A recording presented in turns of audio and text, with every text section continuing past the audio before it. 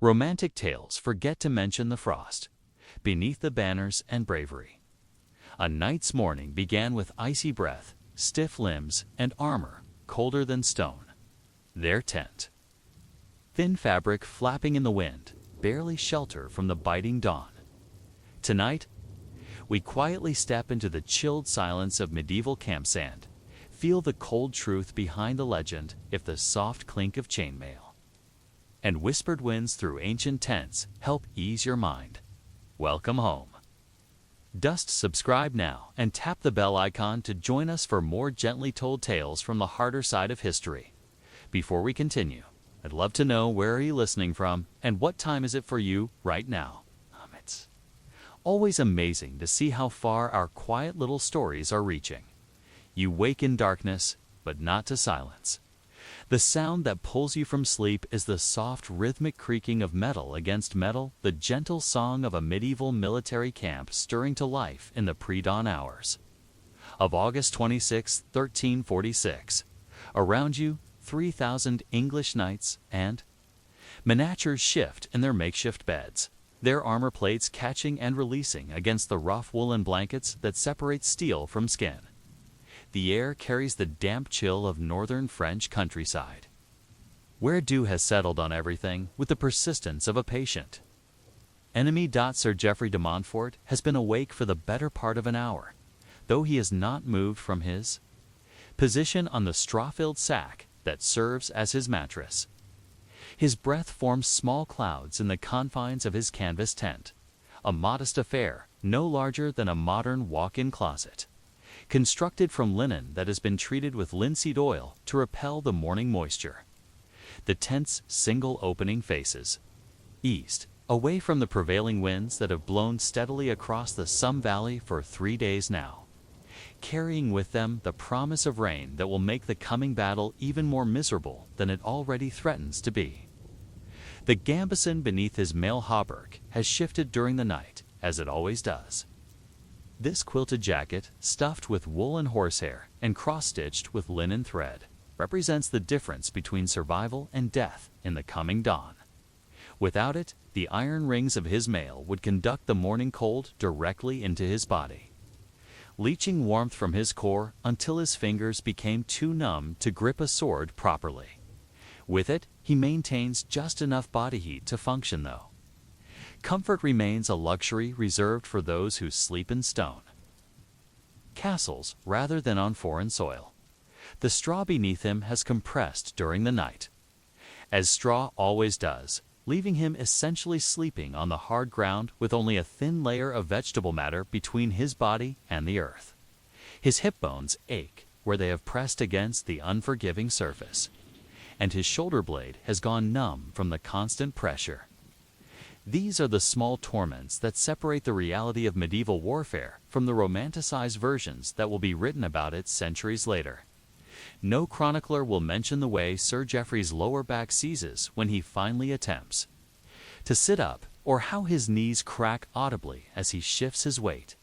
The woolen blanket that covers him is damp with condensation, as it has been every morning for the past week. Wool retains its insulating properties even when wet, a quality that makes it invaluable for soldiers who must sleep in the open air. But the clammy feeling against his skin is a constant reminder of just how far he is from the comfort of his manor house hearth. The blanket itself is a utilitarian brown color, woven from the coarse wool of sheep that graze the downs of his Sussex estate, and it carries the faint odor of lanolin mixed with wood smoke from the countless campfires it has absorbed over the course of the campaign around him. The other knights in his immediate vicinity are beginning their own slow emergence from sleep. You can hear the soft rustling of straw, the quiet muttering of men who have slept poorly and know that the day ahead will demand everything they have to give. Someone is coughing, a wet sound that speaks of too many nights spent breathing damp air.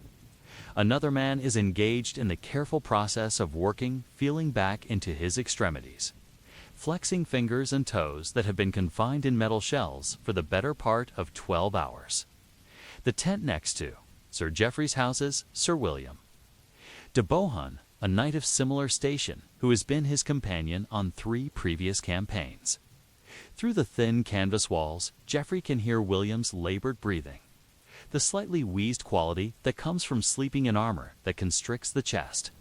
Male hauberks, while flexible, still weigh 40 pounds and more, and wearing one while lying down creates pressure points that make truly restful sleep nearly impossible. The human body is not designed to bear such weight in a horizontal position, and the result is a peculiar form of exhaustion that combines physical discomfort with the mental strain of knowing that you must perform at your peak despite having slept poorly. The first hint of dawn is beginning to show through the canvas walls. A barely perceptible lightening of the darkness that has held the camp in its grip for the past 8 hours. With it comes the gradual increase in activity that marks the transition from night to day in a military encampment. Somewhere in the distance, Geoffrey can hear the sound of a horse being walked, its hooves squelching in the mud that has been churned up by 3,000 pairs of boots and an equal number of animal feet. The sound is punctuated by the occasional snort or whinny, the equine equivalent of a human stretching after a long night's sleep. The fire that burned outside his tent entrance has died down to a bed of glowing coals, as fires always do when no one tends them through the night. The warmth it provided has long since dissipated, leaving only the faint scent of wood smoke and the practical matter of rekindling it for the morning meal. This daily ritual building fire, maintaining fire, rebuilding fire, rebuilding fire, rebuilding fire, represents one of the fundamental realities of medieval life, a constant battle against the forces of entropy that seek to return everything to cold and darkness. Sir Geoffrey Squire, a boy of perhaps 15 named Thomas, should be stirring by now in his own smaller tent, preparing for the morning routine that will occupy the next 2 hours. The process of arming a knight is not something that can be rushed, requiring precise attention to the placement of each piece of equipment and the proper tensioning of the straps and buckles that hold everything in place. A poorly secured piece of armor can mean the difference between life and death in the chaos of battle. And Thomas has learned through harsh experience that there is no room for error in his duties. The morning air carries sounds from other parts of the camp as well.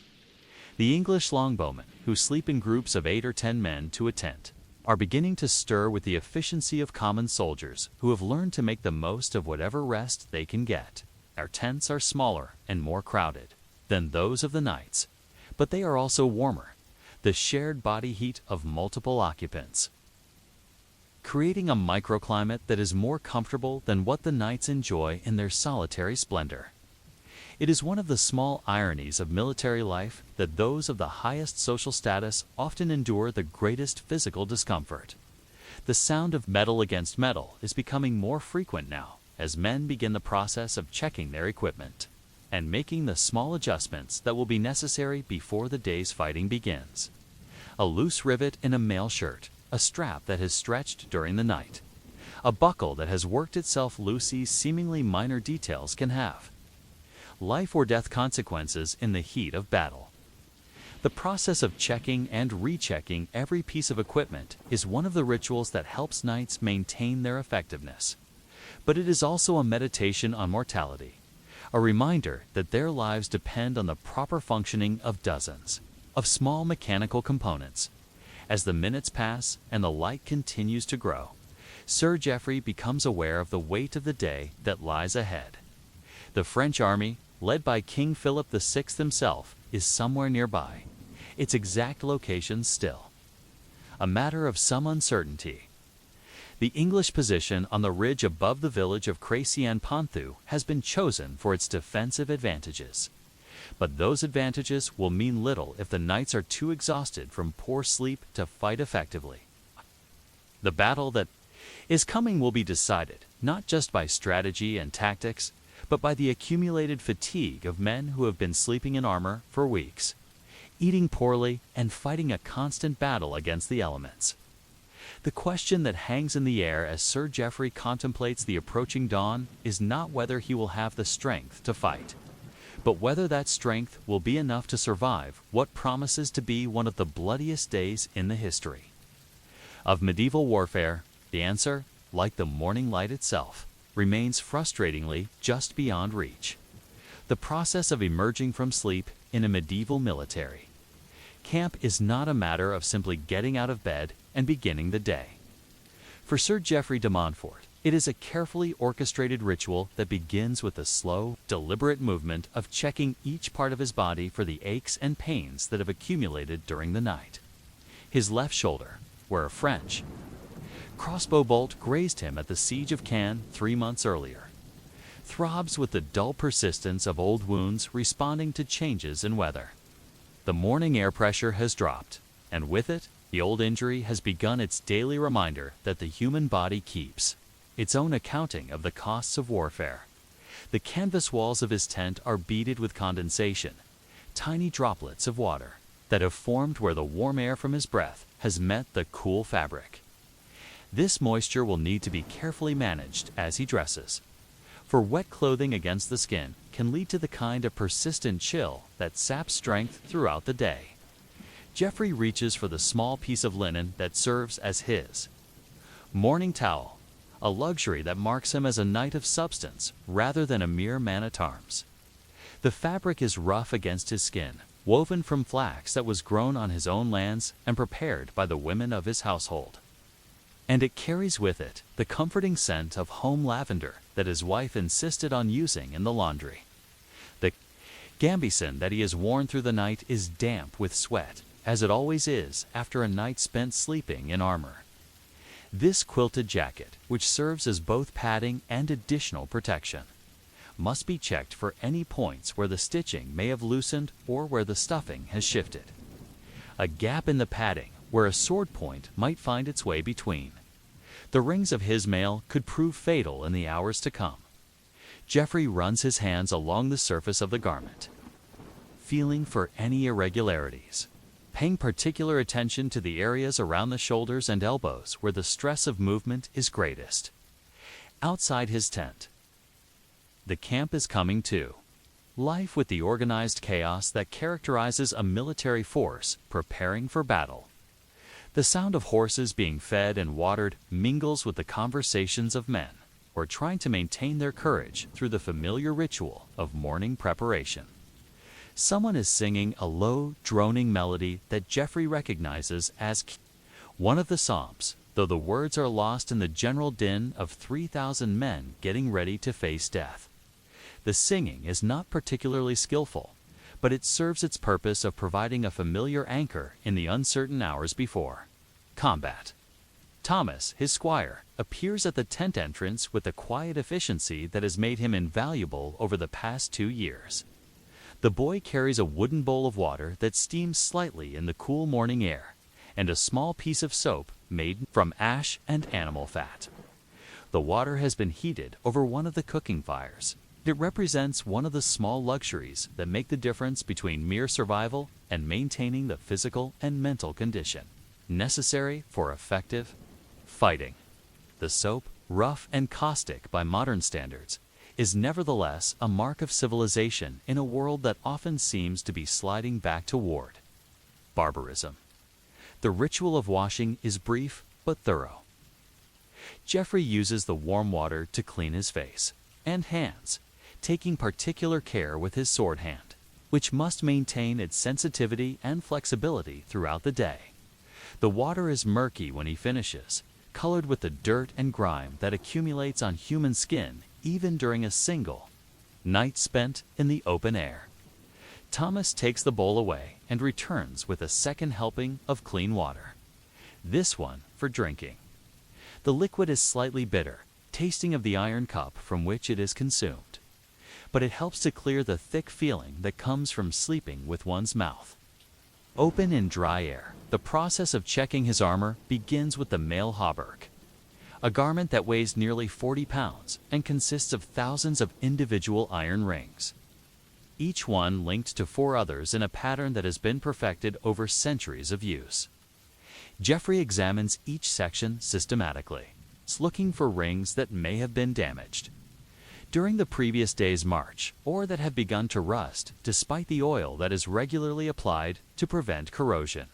A single broken ring can create a weakness that spreads rapidly under stress, and the time spent in careful inspection is time that could save his life in the hours to come. The mail itself is a marvel of medieval engineering, each ring formed by hand from iron wire and joined to its neighbors with a precision that would be difficult to achieve even with modern machinery. The rings are alternately riveted and solid, with the riveted rings providing the flexibility necessary for movement, while the solid rings provide structural integrity. The pattern creates a fabric of metal that is both strong and supple, capable of turning aside a sword blade while still allowing the wearer to move with reasonable freedom. The weight of the armor is distributed across the shoulders and hips, creating pressure points that must be carefully padded to prevent chafing and circulation problems. Over the mail goes the surcoat, a garment that serves both practical and ceremonial purposes. The fabric is wool, dyed with the blue and gold colors of Sir Geoffrey's family arms, and it serves to identify him to friend and foe alike on the battlefield. More importantly, it provides an additional layer of protection against the elements, helping to keep rain and wind from penetrating the gaps in his armor.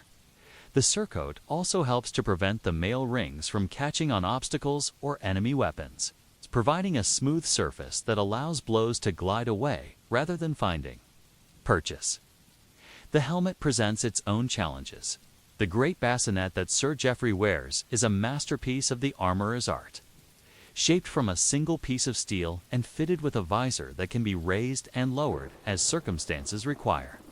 The interior is padded with leather and wool, creating a microenvironment that must serve as both protection and comfort for the duration of the battle.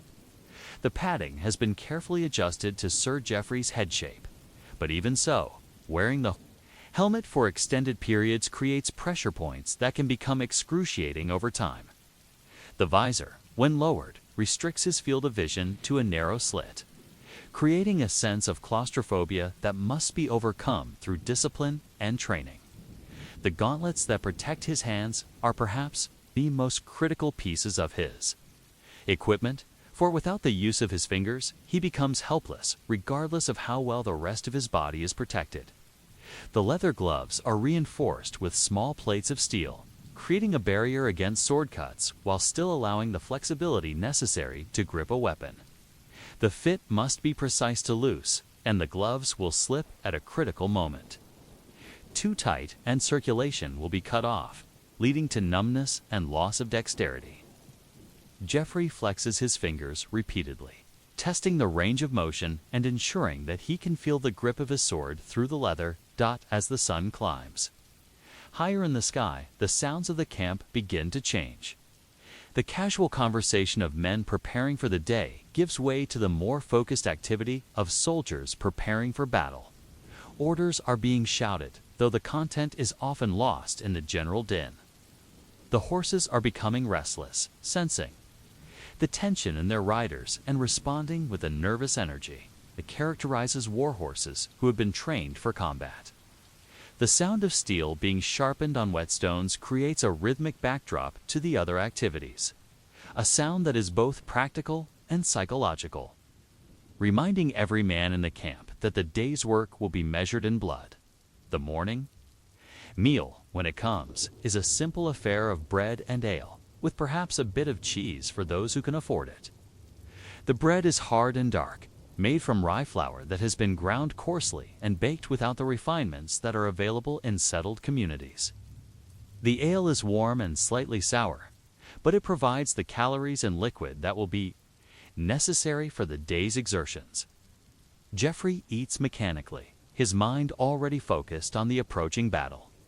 The food serving merely as fuel for the machine of war that his body has become. The question that weighs on every mind in the camp is not whether the French will come, but when they will arrive and in what numbers. The scouts who have been sent out during the night have brought back conflicting reports, some suggesting that the French army is still a day's march away, others indicating that enemy cavalry has been seen moving through the forest that borders the English position. The uncertainty is perhaps the most difficult aspect of the pre-battle period. Fort prevents any final preparations and forces the army to remain in a state of constant readiness that is both physically and mentally exhausting. As Sir Geoffrey completes his preparations and steps out of his tent into the growing light of day, he is struck by the sight that greets him. 3,000 English soldiers, arranged in their battle formations, present a spectacle that is both magnificent and terrifying. The morning sun glints off armor and weapons, creating a display of martial splendor that would not be out of place in the pages of a romance. But beneath the surface glamour lies the reality of men who have slept poorly, eaten little, and now must face the probability of death or maiming in the hours to come. The sound that rises from the assembled army is not the confident roar of men eager for battle, but the subdued murmur of soldiers who understand exactly what they are about to face. It is the sound of courage being summoned through an act of will, of men who have chosen to stand their ground not because they are unafraid, but because they are more afraid of the shame of running than they are of the pain of dying. And somewhere in the distance, growing steadily closer, is the sound of hoofbeats and the jingle of harness that announces the approach of the French army and the beginning of what will become one of the most famous battles in medieval history. The Battle of Crécy-en-Ponthieu began at 4 in the afternoon and continued until well past dark. But for Sir Geoffrey de Montfort, the day's real struggle had started with that first moment of waking in his cold tent 12 hours earlier. By the time the French cavalry made their final, desperate charge against the English position, he had been awake for nearly 18 hours, fighting for the last 6 of them, and his body was beginning to betray him in ways that would have been unthinkable during the comfortable routine of peacetime. The morning's careful preparation had given way to the chaos of actual combat with a suddenness that still surprised him, despite his years of experience. The French army had appeared on the horizon shortly after midday, a vast sea of colored banners and glinting steel that seemed to stretch from one end of the valley to the other. The sight had been both magnificent and terrifying, a display of feudal splendor that represented the flower of French chivalry and the personal followers of King Philip VI himself.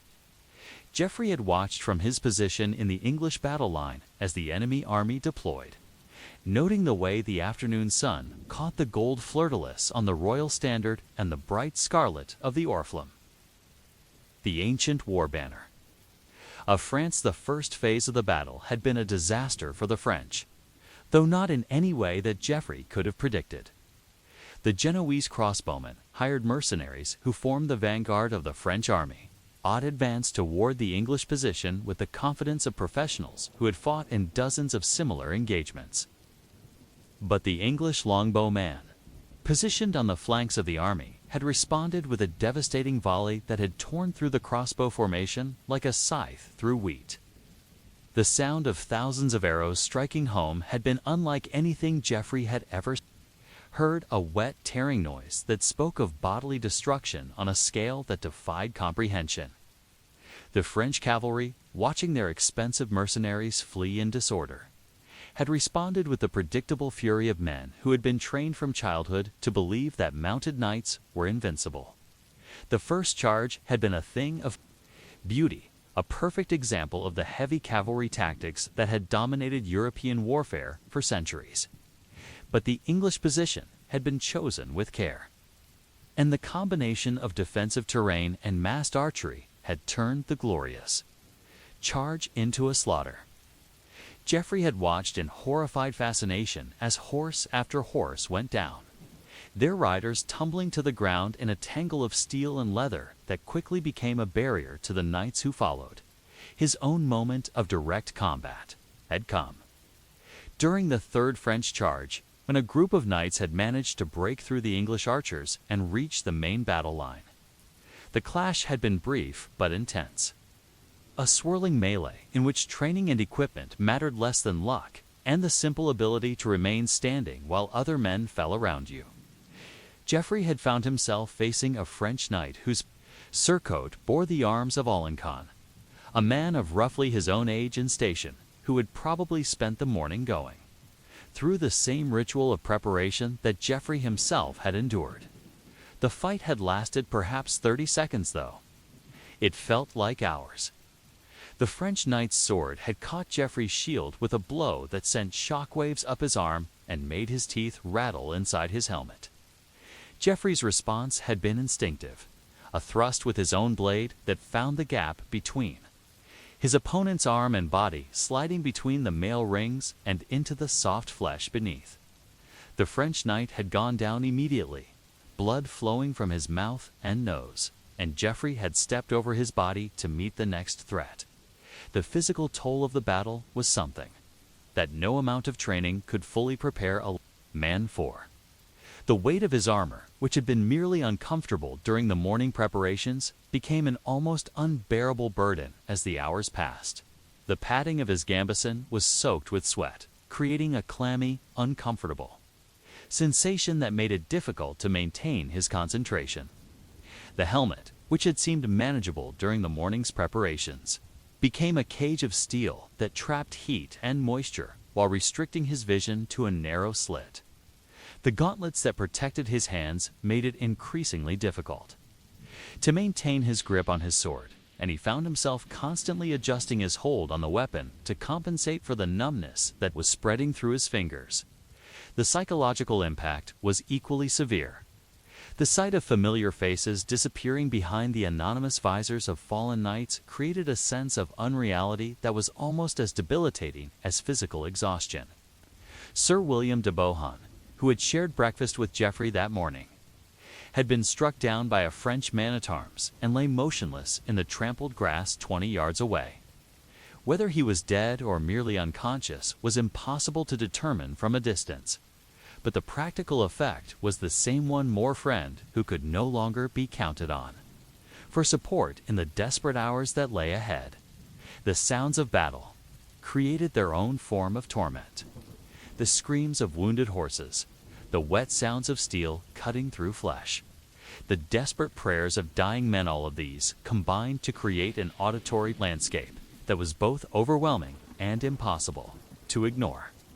Geoffrey found himself developing a kind of selective hearing, filtering out the sounds that would distract him from the immediate threats while remaining alert to the specific noises that might indicate an enemy approach. It was a skill that would serve him well in future battles, but the process of developing it was exhausting in its own right. As the sun began to set and the French attacks became more desperate, Geoffrey realized that his survival was no longer a matter of skill or training, but of simple endurance. His sword arm ached from the constant strain of wielding a 3-pound blade, and his legs trembled with the effort of remaining upright in armor that seemed to grow heavier with each passing hour. The gambeson beneath his mail was now completely soaked with sweat, and he could feel moisture running down his back and pooling in the small of his back where the belt of his sword created a dam.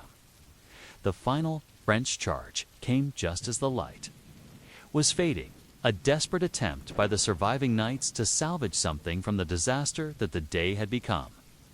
Geoffrey watched them approach through the narrow opening of his visor, noting the way their horses stumbled over the bodies of their fallen comrades and the visible exhaustion that marked both riders and mounts. These were not the fresh, eager knights who had made the first charge 6 hours earlier, but the survivors of a day-long slaughter who continued to fight because surrender was unthinkable and retreat had become impossible. The clash was brief and decisive.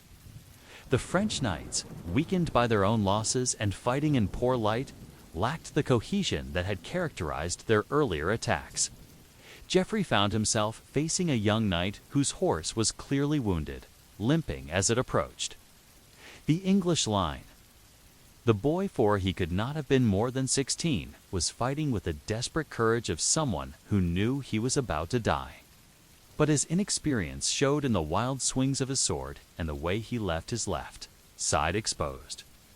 Geoffrey's thrust took him in the throat, just above the mail coif, and he toppled backward off his horse without making a sound. The silence that followed the end of the battle was almost more disturbing than the noise had been.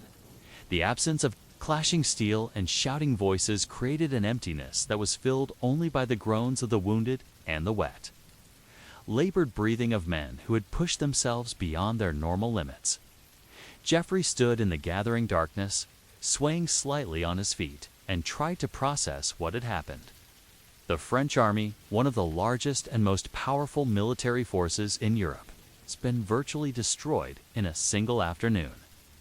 The flower of French chivalry lay dead in the mud, and the English army, against all odds, had won a victory that would be remembered for centuries. The process of stripping the dead and caring for the wounded began immediately, though Geoffrey found himself too exhausted to participate effectively. The same armor that had protected him during the battle now seemed to trap him in a cage of steel, and he needed Thomas's help to remove even the simplest pieces. The mail hauberk, when it finally came off, was so heavy that he staggered under its weight, and the gambeson beneath was soaked with sweat and blood from small cuts that he had not even noticed receiving. The tent to which he eventually returned was the same canvas shelter where he had awakened that morning, but it seemed to belong to a different world. The straw mattress that had been uncomfortable 12 hours earlier now seemed like the height of luxury, and the woolen blanket that had felt damp and clammy in the pre-dawn hours was now a welcome barrier against the evening chill. Geoffrey lay down fully clothed, too exhausted to undress, and closed his eyes against the images that continued to flicker behind his eyelids, the question that haunted him as he drifted toward sleep was not whether the victory had been worth the cost, but whether he would ever again be able to sleep peacefully after witnessing what men could do to each other in the name of honor and glory. The answer, he suspected, would reveal itself in the dreams that awaited him in the hours before dawn, when the cycle of preparation and battle would begin anew. For now, it was enough to have survived, to have done his duty, and to have earned the right to rest in a tent that no longer felt quite so cold as it had that morning. The bell that summons you from sleep at 2 a.m. during the winter of 1348 is not gentle. It cuts through the darkness of your stone cell like a blade through wool, sharp and insistent, allowing for no gradual transition from the realm of dreams to the harsh reality of monastic life. Brother Thomas of Winchelsea jerks awake on his straw mattress, his body automatically responding to a sound that has regulated his existence for the past 7 years, ever since he took his vows at the age of 23 and committed himself to the Benedictine order at the monastery of St. Albans.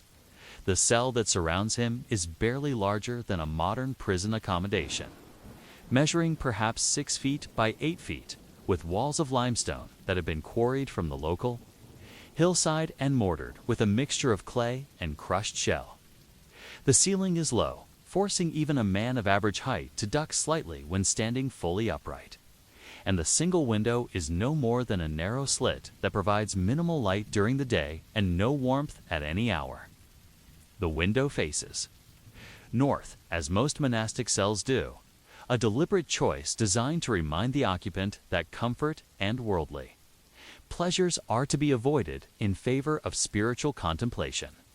The mattress beneath Brother Thomas is a simple affair, a canvas sack filled with straw that has been harvested from the monastery's own fields and dried in the autumn sun. The straw has compressed during the month since it was last replaced, creating a surface that is both lumpy and uncomfortably firm, offering little cushioning against the wooden planks that form the base of his bed.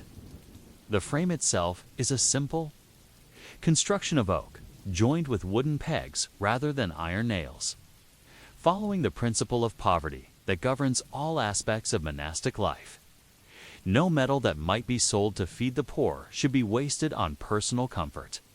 The woolen blanket that covers him is rough and heavy, woven from the fleece of sheep that graze the monastery's extensive holdings in the surrounding countryside.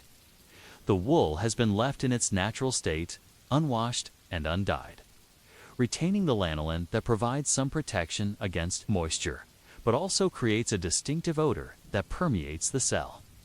The blanket is large enough to cover his entire body, but it is not particularly warm. And Brother Thomas has learned to sleep curled in a tight ball to conserve body heat during the coldest months of the year.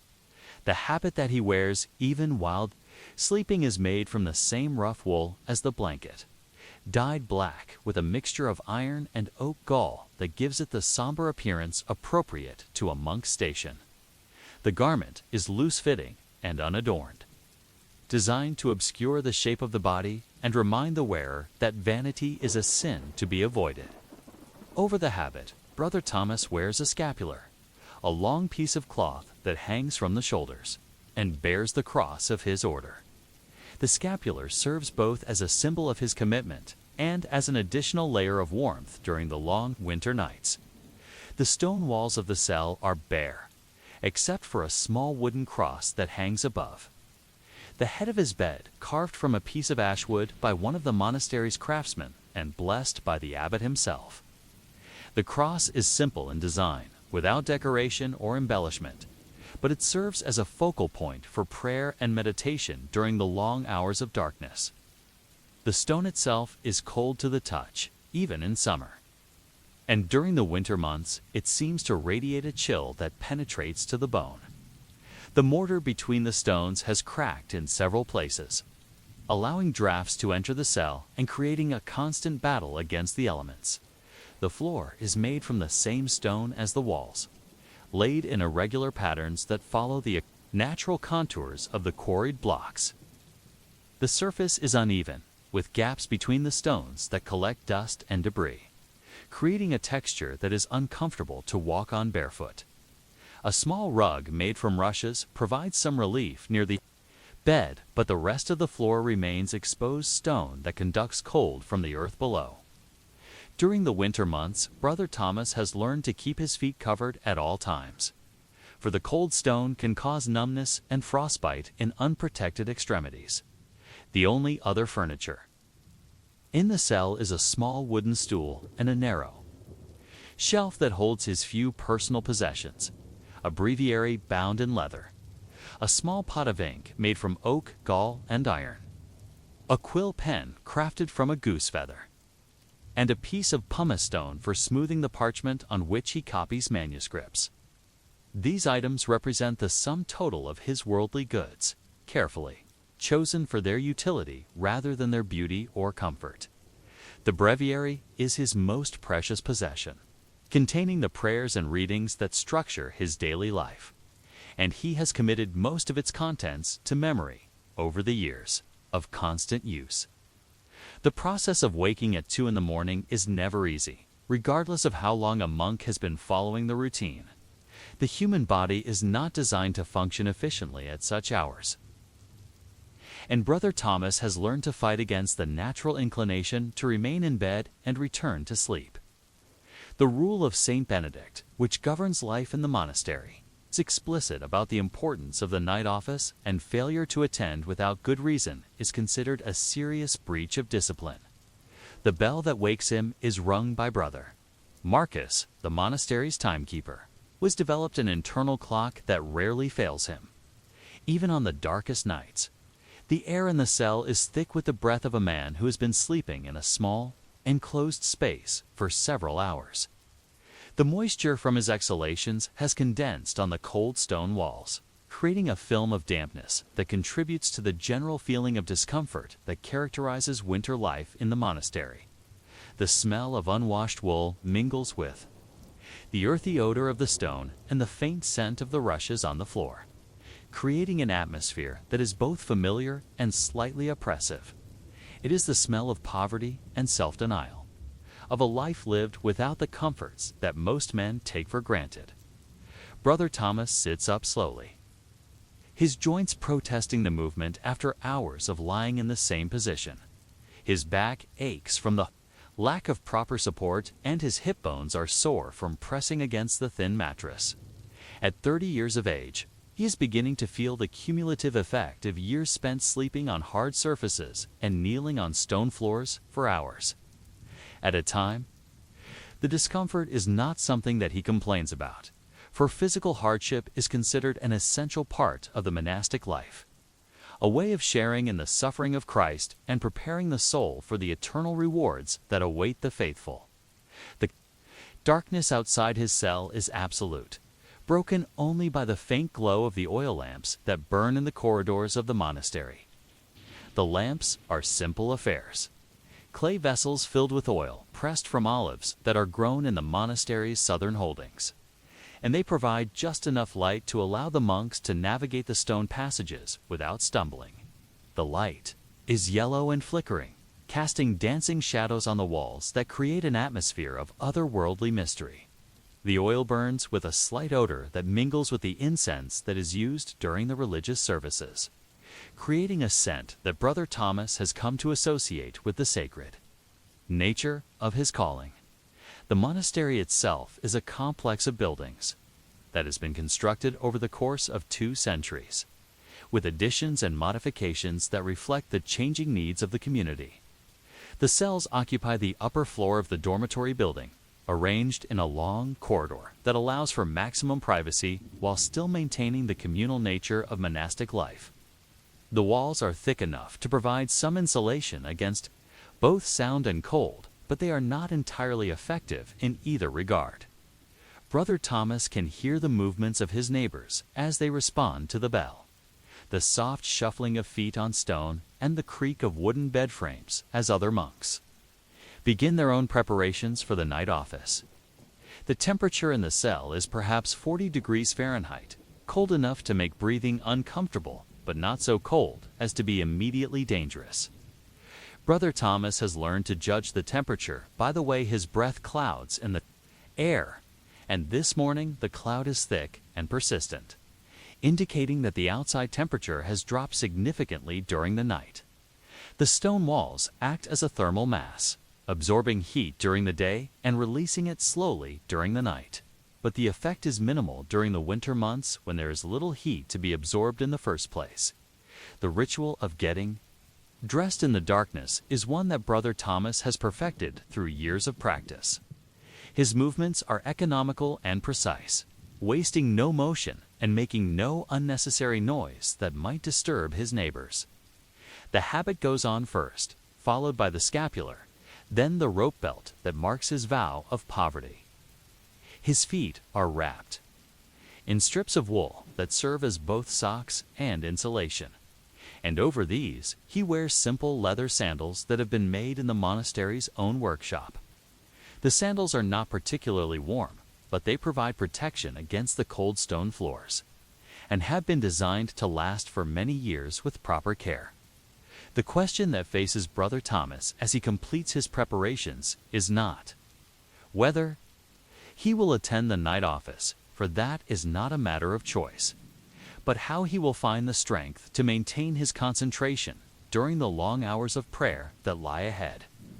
The combination of cold, exhaustion, and the natural rhythms of the human body creates a challenge that tests the spiritual resolve of even the most dedicated monk.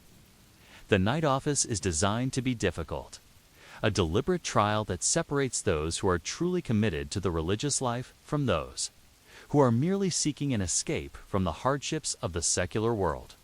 The corridor that leads from Brother Thomas's cell to the monastery church stretches before him like a tunnel carved from living rock, its walls gleaming with the moisture that perpetually seeps from the limestone blocks during the winter months. The passage is perhaps 4 feet wide and 8 feet high, with a vaulted ceiling that amplifies every footstep and creates an echo that seems to chase itself into the darkness ahead. The floor is worn smooth by the passage of countless feet. Over the decades since the monastery was built, it's polished to a treacherous sheen that requires careful navigation in the dim light of the oil lamps. The lamps themselves are spaced at irregular intervals along the corridor, their flames dancing in the drafts that flow through the building, despite the best efforts of the stonemasons who constructed it. Each lamp is housed in a small niche cut into the wall, protected by a thin sheet of horn that has been scraped until it is translucent enough to allow light to pass through while still providing some protection against the air currents. The light they provide is yellow and unsteady, creating pools of visibility that are separated by stretches of near darkness, forcing the monks to move slowly and carefully as they make their way to the church. Brother Thomas's sandals make a soft slapping sound against the stone as he walks, a rhythmic percussion that joins with the similar sounds made by his brothers as they emerge from their cells and join the procession toward the church. The sound is muffled by the thick walls, but it still carries in the confined space, creating a sense of community even in the absence of conversation.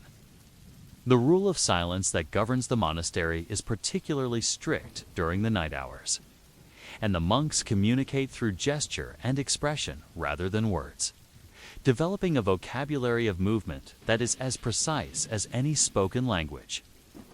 The wool of Brother Thomas's habit rubs against itself as he walks, creating a soft whispering sound that mingles with the footsteps and breathing of his companions.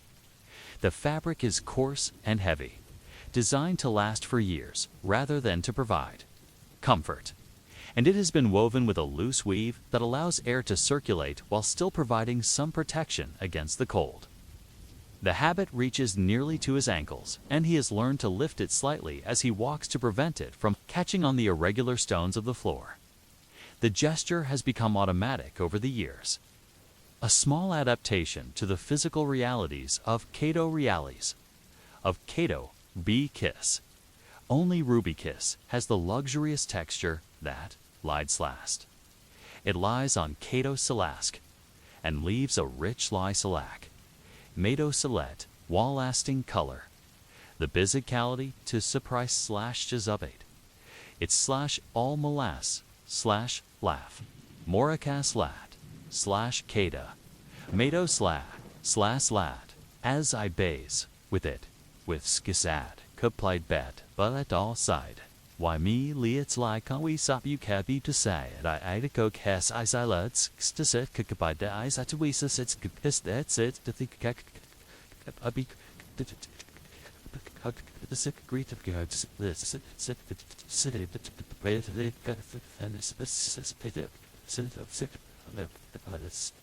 monastic life. The air in the corridor is thick with the breath of 30 men who have been sleeping in small, enclosed spaces for the past several hours. The moisture from their exhalations has condensed on the cold stone walls, creating a film of dampness that contributes to the general feeling of discomfort that characterizes winter life in the monastery. The smell of unwashed wool mingles with the earthy odor of the stone and the faint scent of the oil that burns in the lamps, creating an atmosphere that is both familiar and slightly oppressive. It is the smell of communal living, of men who have chosen to live in close proximity to one another in service of a higher purpose. The other monks who share the corridor with Brother Thomas are a diverse group, ranging in age from young men, barely out of their teens, to elderly brothers who have spent decades in the monastery. Each moves with the careful, measured pace that has become second nature to men who must navigate stone floors in uncertain light several times each day. The older monks, in particular, have developed a shuffling gait that minimizes the risk of tripping while still allowing them to maintain the dignity appropriate to their calling. The younger monks tend to move more quickly, their bodies still capable of the reflexes that age gradually diminishes. Brother Francis, who occupies the cell next to Brother Thomas's, is a man of perhaps 50 years who has spent more than half his life in the monastery. His breathing is labored, the result of years spent in damp, cold conditions that have taken their toll on his lungs. And he pauses frequently to rest against the wall as he makes his way toward the church. The pause is brief, for the bell that summoned them allows little time for personal considerations. But it is enough to remind Brother Thomas that the hardships of monastic life are not evenly distributed among the community. Age and illness create their own challenges, and the rule of Saint Benedict makes allowances for those who are no longer capable of the full rigor of monastic observance. The corridor is punctuated by several doorways that lead to other parts of the monastery complex. The the kitchen where the morning meal will be prepared by the brothers assigned to that duty, the scriptorium where the monastery's precious manuscripts are copied and illuminated, and the infirmary where the sick and elderly receive what care the monastery's limited medical knowledge can provide. Each doorway is marked by a small wooden door that has been fitted with iron hinges and a simple latch, and the wood bears the marks of decades of use, polished smooth by the hands of countless monks who have passed through these passages. The scriptorium holds a particular fascination for Brother Thomas, for it is there that he spends many of his daylight hours copying the texts that preserve the learning of the ancient world. The work is painstaking and requires perfect concentration, for a single mistake can ruin hours of careful labor. The manuscripts that he copies are written on parchment made from the skins of sheep and goats, prepared in the monastery's own workshop according to methods that have been passed down through generations of monks. The ink is made from oak, gall, and iron, mixed with water and a small amount of wine to create a fluid that will flow smoothly from the quill pen, while still providing the permanence necessary for documents that are intended to last for centuries. The process of copying manuscripts is more than mere transcription. It is a form of meditation, a way of engaging with the sacred texts that deepens understanding through the physical act of reproduction. Brother Thomas has copied portions of the Bible, the works of the Church Fathers, and the philosophical treatises of ancient authors, and each text has contributed to his understanding of the divine nature and the proper conduct of human life. The work is slow and demanding, requiring hours of sitting hunched over a writing desk in conditions that are often uncomfortable. But it is also deeply satisfying in a way that few secular occupations can match. The infirmary, though Brother Thomas hopes never to need its services, represents one of the most important functions of the monastery. The monks who work there have learned to treat common illnesses and injuries using herbs grown in the monastery's garden and techniques that have been passed down through generations of religious communities. The knowledge is practical rather than theoretical, based on observation and experience rather than the formal medical training that is available only to the wealthy. The infirmary is equipped with a few simple beds, a collection of medicinal herbs, and the basic surgical instruments necessary for treating wounds and setting broken bones. The kitchen, from which the aroma of baking bread sometimes reaches the corridor during the early morning hours, is the domain of the brothers who have been assigned to prepare the community's meals. The food is simple and nutritious, designed to provide the energy necessary for the demanding schedule of monastic life without encouraging the sin of gluttony. The main meal of the day typically consists of bread, ale, and a stew made from whatever vegetables are available in the monastery's garden, supplemented by fish from the ponds that have been constructed on the monastery's grounds. Meat is served only on special occasions, and even then it is prepared simply and without elaborate seasonings. The church itself, toward which Brother Thomas and his companions are walking, is the heart of the monastery, the building around which all other activities revolve. It is a structure of considerable size and beauty, built from the same limestone as the other buildings, but decorated with carved stonework that speaks of the skilled craftsmen who constructed it. The interior is dominated by a series of arches that support the roof, creating a space that is both intimate and grand, suitable for the worship of God and the contemplation of eternal truths. The altar is made from a single piece of stone, carved with simple decorations that emphasize the sacred nature of the space, without distracting from the spiritual purpose of the building. The approach to the church is marked by a gradual increase in the quality of light, for the building is equipped with more and larger lamps than the residential areas of the monastery. The additional illumination is necessary for the proper conduct of the religious services, which require the monks to read from their breviaries and to follow the complex ritual movements that are part of the liturgy. The light also serves to create an atmosphere of reverence and mystery, transforming the simple stone building into a sacred space that seems to exist outside the normal flow of time. As Brother Thomas approaches the entrance to the church, he can hear the sound of his brothers' voices raised in the opening prayers of the night office, their words echoing off the stone walls and creating a harmony that is both earthly and transcendent. The sound draws him forward, reminding him of the purpose that has brought him from his warm bed into the cold darkness of the winter night. The question that faces him as he crosses the threshold is not whether he will find the strength to participate in the long hours of prayer that lie ahead, but whether he will be able to maintain the spiritual concentration that transforms physical discomfort into an offering worthy of the divine presence that he seeks to serve. The Church of St. Albans Monastery at 3 a.m. is a cavern of shadows and flickering light, its stone walls rising into darkness that seems to press down upon the assembled monks like a physical weight. Brother Thomas takes his place in the choir stall that has been assigned to him, a simple wooden bench carved from oak that has been polished smooth by decades of use. The wood is cold to the touch, even through the rough wool of his habit, and he can feel the chill seeping through the fabric as he settles into position for what will be nearly 2 hours of prayer and devotion.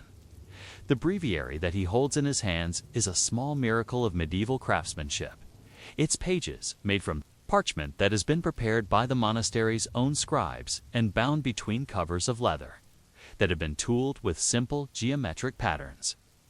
The text is written in the careful script that Brother Thomas knows well, for he has spent countless hours copying similar manuscripts in the scriptorium, each letter formed with a precision that comes from years of practice. The pages are illuminated with small decorative capitals painted in red and gold, simple ornaments that catch the light from the oil lamps and create points of beauty in the utilitarian text. The cold in the church is different from the cold in his cell, more pervasive and somehow more purposeful. The stone walls and floors create a thermal mass that absorbs heat during the day and releases it slowly during the night. But the effect is minimal during the winter months when there is little heat to be absorbed in the first place. The high ceiling allows what little warm air there is to rise away from the monks, leaving them in a pool of cold air that seems to flow along the floor like water. Brother Thomas has learned to keep his feet flat on the stone floor rather than allowing them to dangle from the bench, for the contact with the cold stone quickly leads to numbness and discomfort. The office of Matins begins with the traditional opening prayer, Dies in agitatorium, meum intent, chanted by the abbot in a voice that carries clearly through the stone chamber. The response from the assembled monks, Domini adjuven me. Festina creates a sound that is both individual and collective, 30 voices joining in perfect unison despite the absence of any musical accompaniment. The Latin words are as familiar to Brother Thomas as his own name, repeated thousands of times over the years until they have become part of the rhythm of his breathing. But the meaning remains fresh and immediate. God, come to my assistance.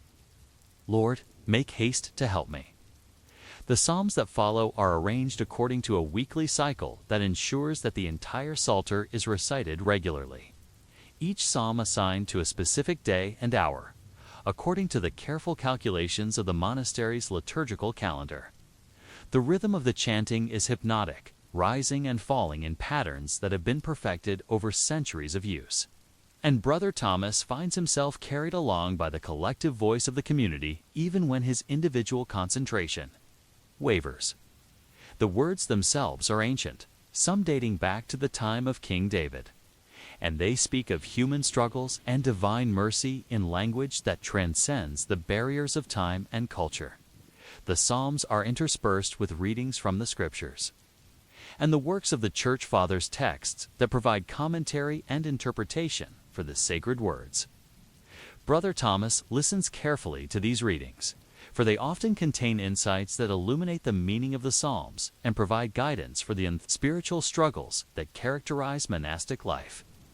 The reader for this morning is Brother Marcus, the monastery's timekeeper, whose voice carries a particular authority that comes from his long experience with the sacred texts. His pronunciation is clear and deliberate, each word given its proper weight and emphasis. and his pace is measured to allow for contemplation and reflection. The physical discomfort of sitting on a wooden bench in a cold stone building for nearly 2 hours is considerable, but Brother Thomas has learned to use the discomfort as a form of spiritual discipline. The rule of Saint Benedict emphasizes the importance of physical hardship as a means of preparing the soul for union with God. And the cold and discomfort of the night office serve as a constant reminder that the things of this world are temporary, and that true fulfillment can be found only in the eternal. The numbness that gradually spreads through his feet and hands becomes a form of offering, a sacrifice that he makes willingly in service of his calling.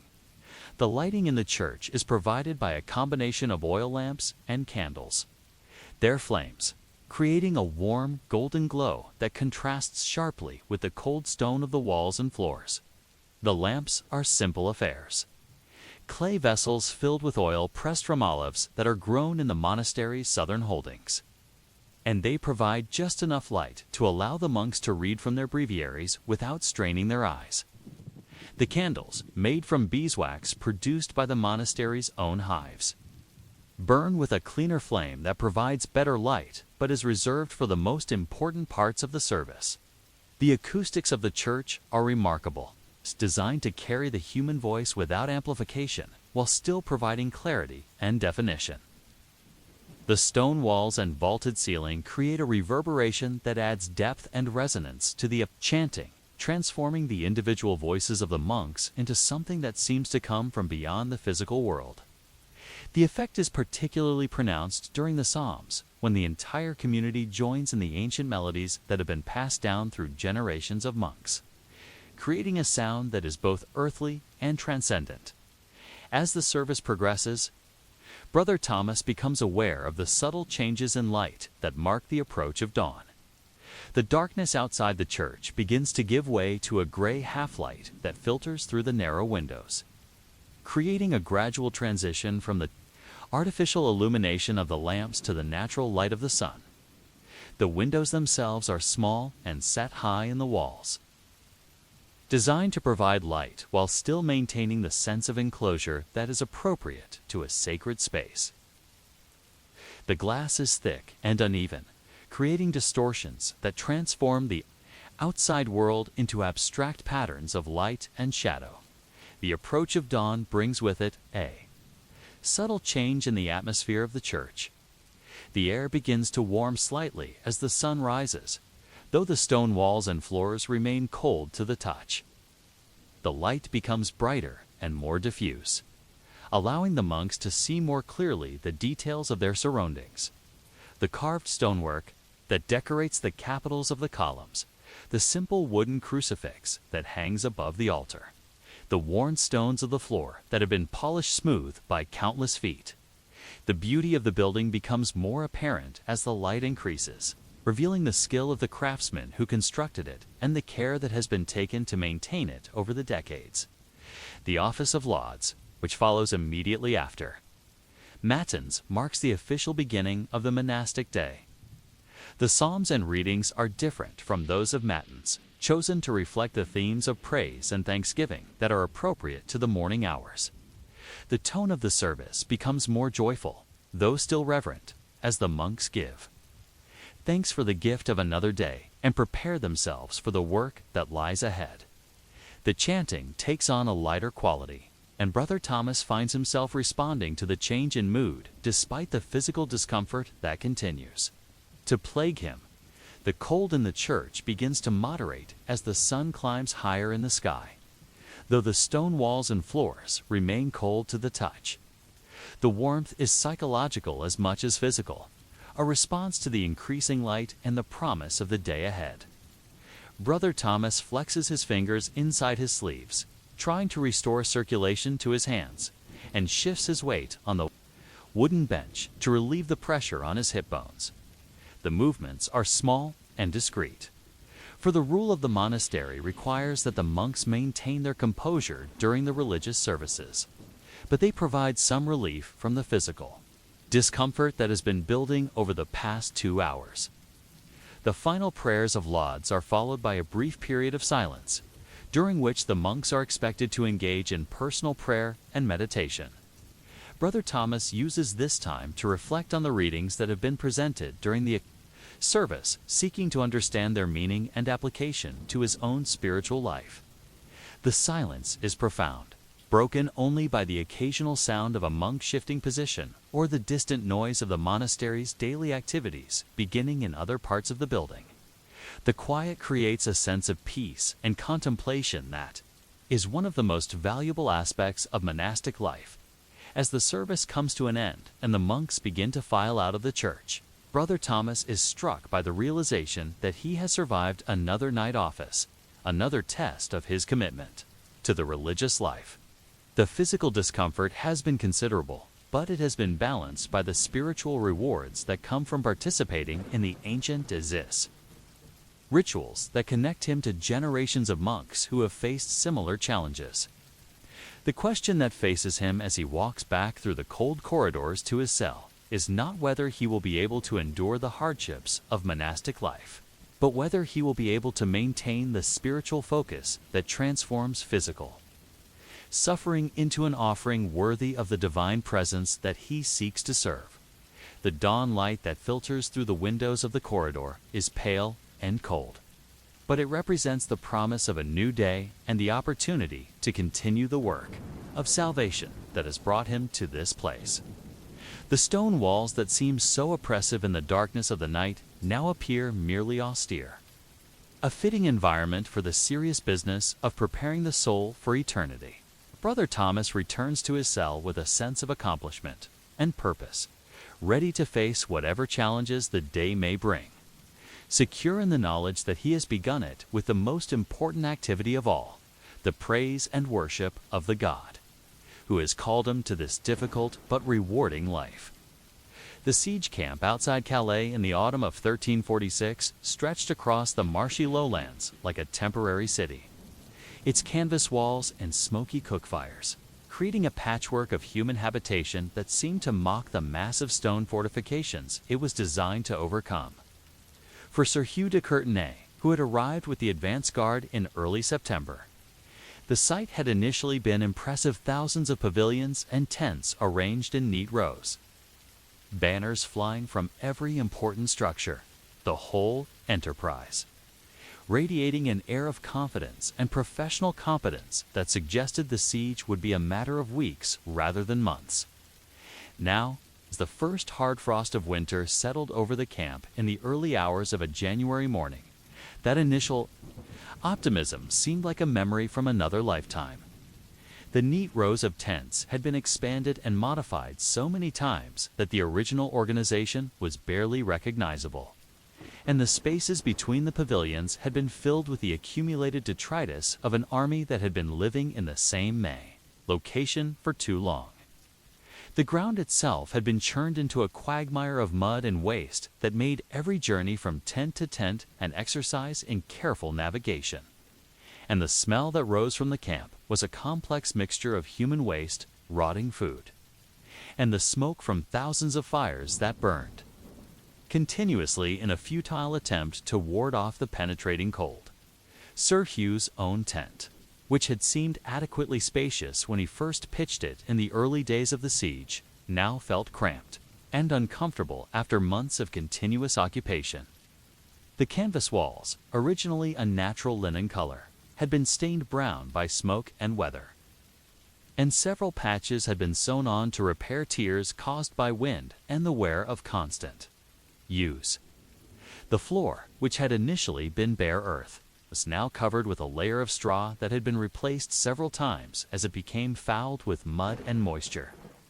But even fresh straw provided little insulation against the cold that seeped up from the frozen ground beneath. The interior of the tent was furnished with a minimal equipment necessary for military life: a folding bed frame constructed from oak and canvas, a wooden chest containing his personal possessions, a small table made from planks laid across two trestles, and a brazier that provided some warmth when fuel was available.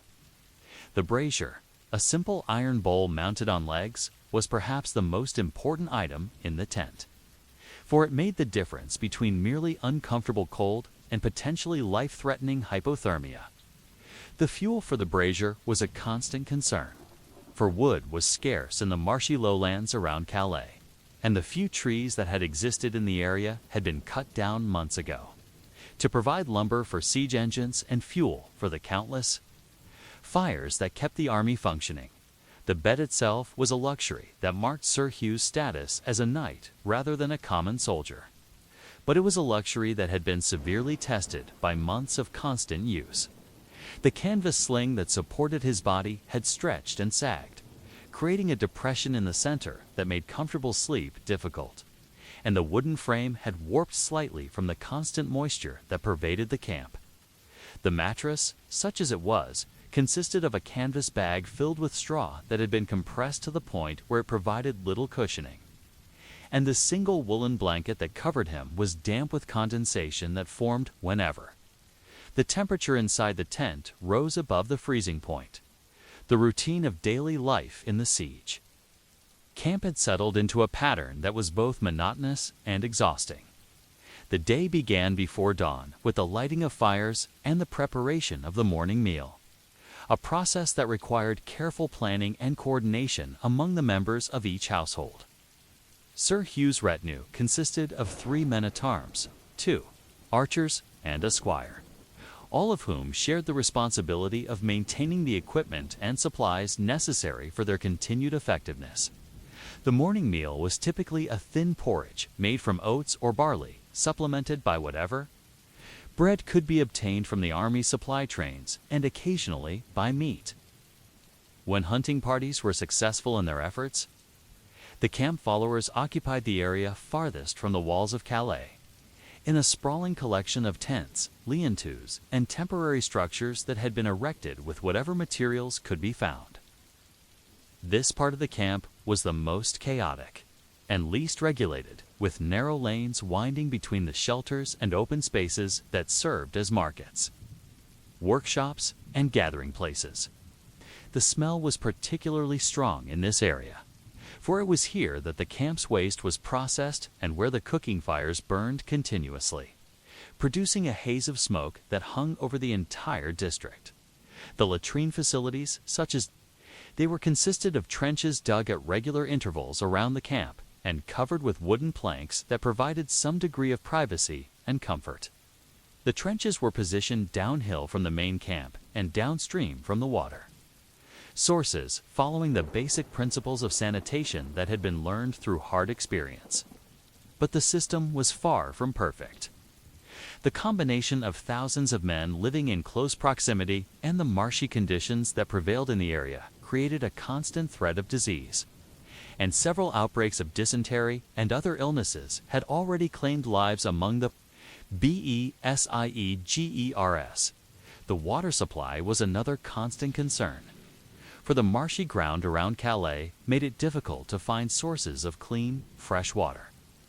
Wells had been dug at various points around the camp, but the water they produced was often brackish and of questionable quality. The Army's water carriers made regular trips to streams and ponds in the surrounding area, but these sources were also susceptible to contamination and had to be carefully guarded against enemy action. The daily ration of ale, which was safer to drink than water and provided some nutritional value, had become the primary source of liquid. For most of the men in the camp, as the siege entered its 5th month and the first hard frosts of winter began to appear, the question that dominated every conversation in the camp was not whether Calais would eventually fall, but whether the army would be able to maintain its position through the winter months. The defenders showed no signs of weakening, and the arrival of supply ships from England had become increasingly irregular as the channeled storms of autumn gave way to the ice and snow of winter. The men who had begun the siege with confidence and high spirits now faced the prospect of spending the coldest months of the year in inadequate shelter, with insufficient food and fuel, while maintaining constant vigilance against an enemy who was warm, well-fed, and secure behind massive stone walls. The winter of 1346 to 1347 had been unusually harsh, even by the standards of northern France. And by February, the siege camp outside Calais had taken on the appearance of a city under siege. Itself, the neat rows of tents that had once given the encampment an air of military precision had been supplemented by a sprawling collection of lientos, dugouts, and improvised shelters that spoke of men who had been forced to adapt to circumstances they had never anticipated. Sir Hugh de Courtenay, wrapped in every piece of clothing he possessed and still shivering in the pre-dawn cold, surveyed the scene from the entrance of his tent and wondered if King Edward's grand strategy had taken into account the possibility that the siege might last longer than a single campaign season. The ground beneath his feet was frozen solid, which was a blessing in some ways, for it meant that the mud that had plagued the camp throughout the autumn had been temporarily replaced by a surface that was at least walkable. But the cold that had frozen the ground also penetrated through the soles of his boots, through the wool of his stockings, and into the bones of his feet, creating a numbness that made walking treacherous and sitting still almost unbearable. The brazier in his tent had gone out some time during the night, and the small supply of charcoal that remained would have to be carefully rationed to provide warmth during the hours of darkness when the cold was most dangerous. The food situation had deteriorated steadily since the beginning of the year, and the daily ration had been reduced to a level that was barely sufficient to maintain life, let alone the physical strength necessary for military operations. The bread that was distributed each morning was now made from a mixture of flour and sawdust, with a texture that was gritty and unappetizing, and a taste that spoke of desperation rather than nourishment. The ale that accompanied the bread was thin and sour, brewed from grain that had been stored too long in damp conditions and flavored with herbs that were intended to mask the signs of spoilage. The supply ships from England had been arriving with increasing irregularity, and when they did reach the camp, their cargoes were often damaged by the storms that had battered the channel throughout the winter months. The last shipment had consisted primarily of salted fish that had been soaked with seawater during the crossing, making it barely edible even after prolonged soaking and cooking. The barrels of flour had been contaminated with mold, and the casks of ale had been watered down to the point where they provided little nutritional value. The men who unloaded the ships worked with the grim efficiency of soldiers who understood that their lives depended on making the most of whatever supplies were available. The hunting parties that had supplemented the army's rations during the autumn had become increasingly unsuccessful as the winter progressed. The game animals that had once been plentiful in the marshes around Calais had been either killed or driven away by the constant activity of the siege. And the few creatures that remained were wary and difficult to approach. The archers who had been assigned to hunting duty returned from their expeditions with empty hands more often than not, and the occasional rabbit or bird that they managed to bring back was divided among so many men that it provided little more than a taste of meat for each. The camp followers who had attached themselves to the army in the hope of profiting from the siege had been particularly hard hit by the deteriorating conditions. Many had already departed, taking whatever possessions they could carry and leaving behind improvised shelters that were quickly claimed by soldiers who needed additional space for their equipment. Those who remained were engaged in an increasingly desperate struggle for survival, competing with the soldiers for the limited resources that were available and resorting to increasingly creative methods of finding food and fuel.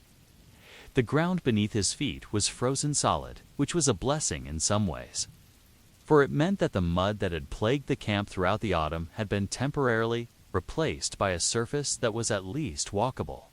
But the cold that had frozen the ground also penetrated through the soles of his boots, through the wool of his stockings, and into the bones of his feet, creating a numbness that made walking treacherous and sitting still almost unbearable.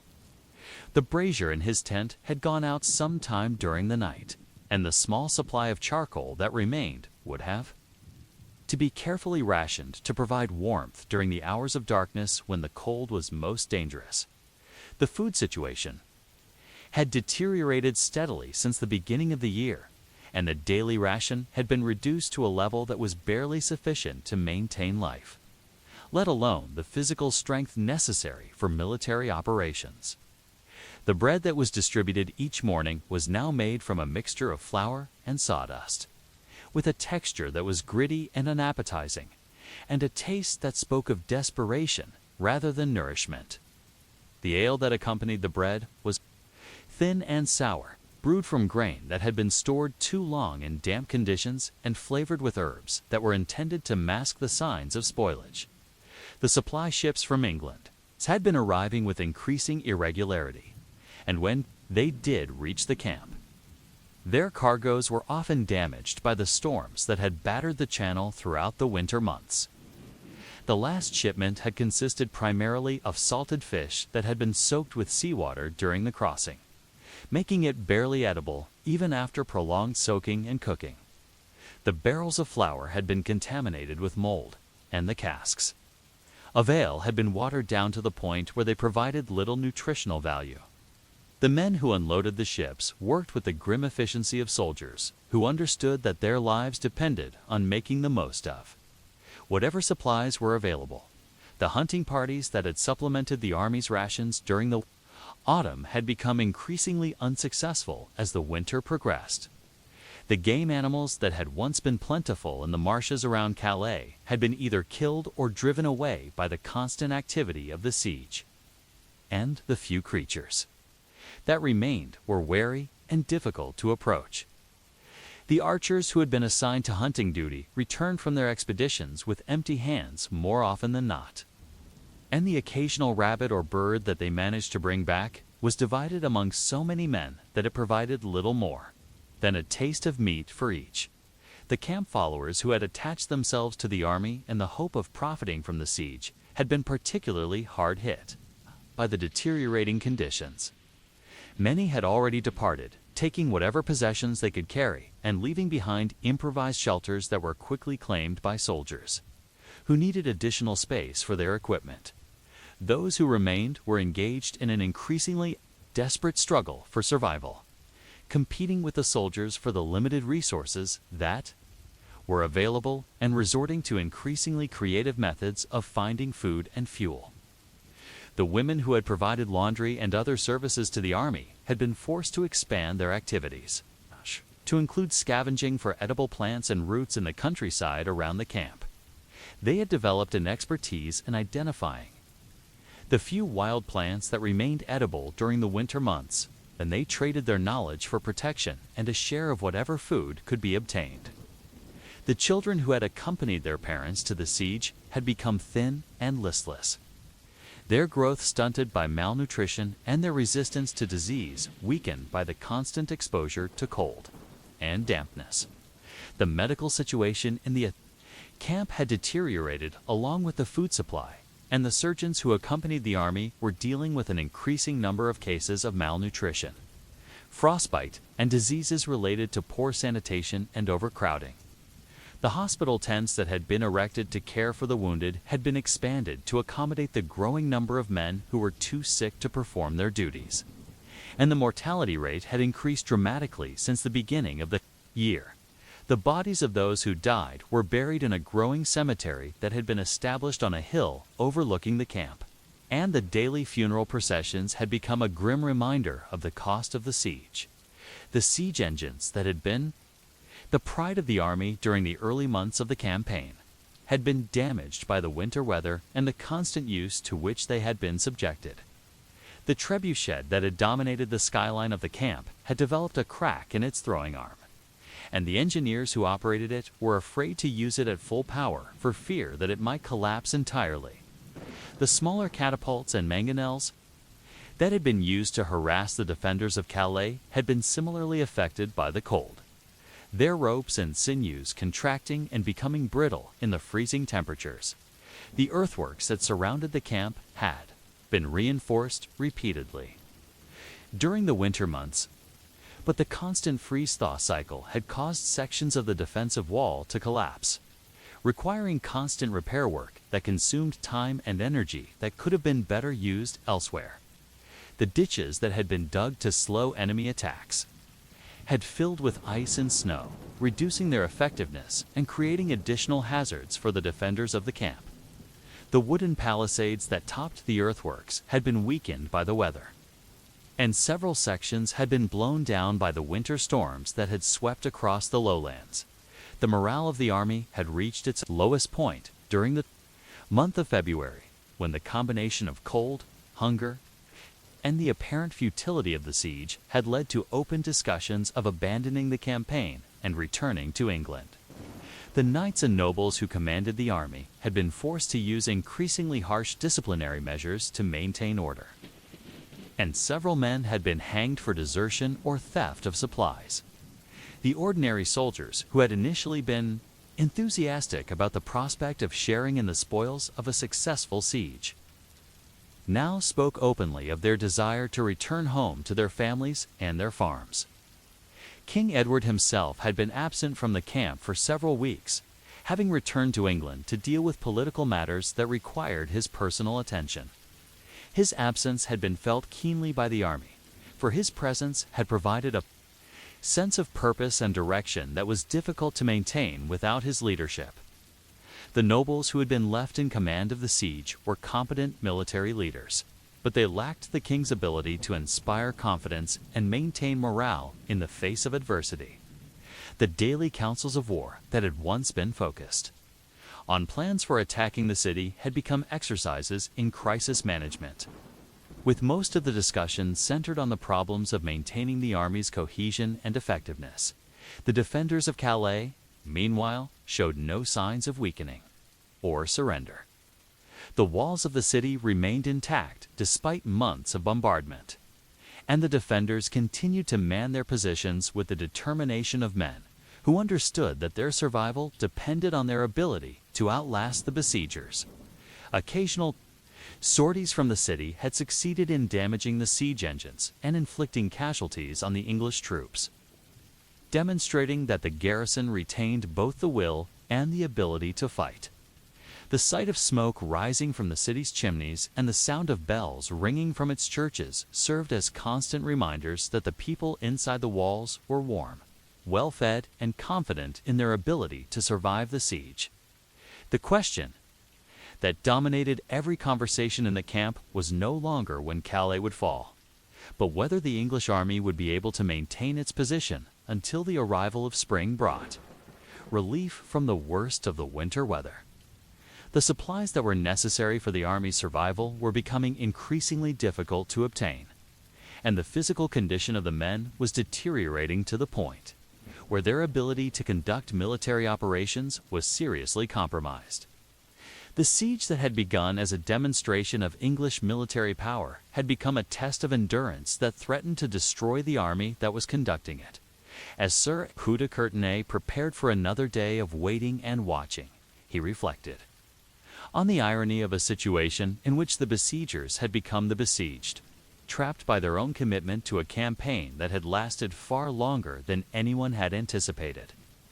The men who had come to France with confidence and high spirits now faced the prospect of spending the remaining months of winter in conditions that tested the limits of human endurance, while maintaining the pretense that they were in control of the situation. The real question was not whether they would eventually take Calais, but whether enough of them would survive the siege to make the victory meaningful. The summer of 1347 brought with it a cruel paradox that would have been unimaginable to the men who had begun the siege of Calais 11 months earlier. As the sun climbed higher in the sky and the frozen ground of winter gave way to the green growth of spring, the physical environment around the siege camp became more pleasant, just as the human condition within it reached its nadir.